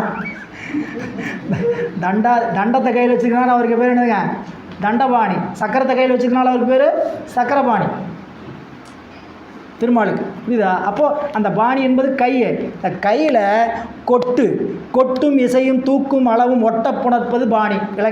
இலக்கணம் தொல்காப்பியத்தில் என்னதுங்க, கொட்டும் இசையும் தூக்கும் அளவும். நம்ம எல்லாம் தாளம்னா என்ன, இதுக்கு தாளம்னு பேருங்க. தாளம்னா என்ன, தட்டுறது. நம்மளை பொறுத்த வரைக்கும் அதுதான், தட்டுறது தான் தாளம். எதையாவது ஒன்று தட்டுறதுக்கு பேராக தாளம். தாளம் என்பது பாட்டுக்கான தந்தை. பாட்டுக்கு தாளம் என்பது தந்தை, ராகம் என்பது தாய். பாட்டுக்கு ஸ்ருதி மாதா லயம் பிதா. ஸ்ருதி மாதா லயம் பிதா. என்ன பாட்டு அப்படியே ஒரே குளறுபடி இல்லாமல் போகிறதுக்கான நடைமுறை தான் இதுங்க தாளம். நம்மளுக்கு தாளம்னா என்னன்னு கேட்டிங்கன்னா, இப்படி தட்டுறதுக்கு பேர் தாளம் அல்ல. தட்டுகின்ற அளவுக்கு தகுந்த மாதிரி பாட்டை செலுத்துவதுக்கு பேர் தான் தாளம். நீங்கள் போய் நல்லா திருமுறையை கவனிக்க முடிஞ்சால் கவனிங்க. புரியுங்களா? திரைப்பட பாடல்களை கவனிச்சிங்கனாலும் இந்த தாளத்துக்குள்ளே தான் இருக்கும். பெரும்பாலும் ஆதி தாளத்துக்குள்ளே தான் இன்றைக்கி அநேகமாக அமைஞ்சிருக்கும். தாளம் நிறையா தாளம் 35 வகையான தாளம் இருக்குது புரியுங்களா? கண்ட தாளம், ஏக தாளம், திசுர தாளம், நிறையா ஆதி தாளம், நிறையா தாளம் இருக்குது. இந்த ஆதி தாளம்னு என்ன? 8 அச்சரம். 1 2 3 4 1 2 3 4. இது எதுக்கு இப்படி கொடுத்துருக்காங்க கேட்டிங்கன்னா, பாட்டை எங்கே தொடங்கி எங்கே முடிக்கணும் ஒரு வரியை இல்லைங்களா? இப்படி பாட்டினுடையாமே. இப்போ பித்தா பெரை சூடினா அது ரூபகத்தாளம். ரூபகத்தாளம் என்ன? 6 அச்சரம். தக்க திமி தக்க, தக்க திமி தக்க. இதுக்குள்ளே பாட்டு அமையணும், பாட்டை கொண்டு போகணும் சரிங்களா? இதுக்கு எப்படி உடனே வருமா? முதல் பாட்டு பயன்படணும். பாட்டை நாம் இப்போ எல்லோரும் சேர்ந்து பாடுறோம், திருவாசகம் பாடுறோன்னு வச்சுங்க. நம்மளுக்கு திருவாசகம் தான் அடிக்கடி பாராயணம் பண்ணி பழக்கம் இல்லையா? திருவாசகம் பாடுறோம், ஒரு பதிகத்தை எடுக்கிறோம், நம்மளுக்கு தெரிஞ்ச அடிக்கடி பாடுற பாட்டே வச்சுக்குவோம். பால் நினைந்தூட்டும் தாயேனும் சால பரிந்து நீ பாவியனுடைய, பால் நினைந்தூட்டும் தாயேனும் சால பரிந்து நீ பாவியனுடைய. 8 அச்சரம் புரியல? இப்போ எங்கெங்கெல்லாம் அந்த அச்சரம் தொடங்குது? பால், பால் நினைந்தூட்டும் தாயேனும் சால, ஒரு பாதி வரி முடிஞ்சிச்சு. சால பரிந்து நீ பாவியனுடைய, 8 அச்சரம் புரியுங்களா? இப்போ நீங்கள் அப்படி பாடி அம்மையே அப்பா ஒப்பிலா மணியே அன்பினில் விளைந்த ஆரமுதே பொய்மையை பெருக்கி பொழுதினை சுருக்கும் புழுத்தலை புலையனின் தனக்கு. இப்போ தனக்குன்னு முடிகிற வரைக்கும், இந்த தாளம் வர வரைக்கும் தனக்கு வரணும் புரியுங்களா? தனக்கு வரலைங்கிறதுக்காக தாளத்துக்காக பாட்டை முடிச்சிடக்கூடாது. தனக்கு வரலைங்க, தனக்கு வரைக்கும் பாட்டு ராகம் நீளணும். தனக்கு வரலைங்கிறதுக்காக நம்ம என்ன பண்ணக்கூடாது? எல்லாம் என்ன பண்ணிடுவாங்க கேட்டிங்கன்னா, தனக்குன்னு குறைவாக முடிச்சிடுவாங்க, தாளம் முடியாமல் முடிச்சிடுவாங்க. அவங்க முடித்தவங்க என்ன பண்ணுவாங்கன்னா, அடுத்தவங்களோட அடுத்த வரைக்கும் சேர மாட்டாங்க. அவங்க என்ன நினைப்பாங்க, இப்போ அந்த 3வது வரிக்கு செம்மையே ஆய சிவபாதம் அப்படின்னு போயிட்டுருப்பாங்க. இவங்க அப்போ தான் பின்னாடி வந்துட்டு இருப்பாங்க செம்மையே. இதனால தான் அங்கே பாட்டினுடைய தடுமாறு. வெளியில் உங்களுக்கு ஒன்றுமே தெரியாது, கேட்குறவங்க வெளியிலேருந்து கேட்குறவங்க என்னமோ கத்திக்கிட்டு இருக்கிறாங்கப்பா. நிஜமாங்க, பாட்டை முறையாக பாடினீங்கன்னா ஒரு நிமிஷம் நின்று கேட்பாங்க, என்னமோ அழகாக ராகம் போகுதுன்ட்டு. இல்லைன்னா என்ன பண்ணுவாங்க, என்னமோ நைன்னு காலையிலேருந்து கத்திக்கிட்டு கிடக்குறாங்கப்பா அப்படின்ட்டுருவாங்க இல்லைங்களா? அது பாடுகின்ற அழகு முறை புரியுது. திருவாசகம் படிக்கிறீங்கன்னா பாடுகின்றவங்களை கேட்குறவங்கள மெய் சிலுக்க வைக்கணும், இதெல்லாம் அந்த முறை. எனவே இன்னும் நிறையா சொல்லலாம், அடுத்த வகுப்பு நிறைய பார்ப்போம்.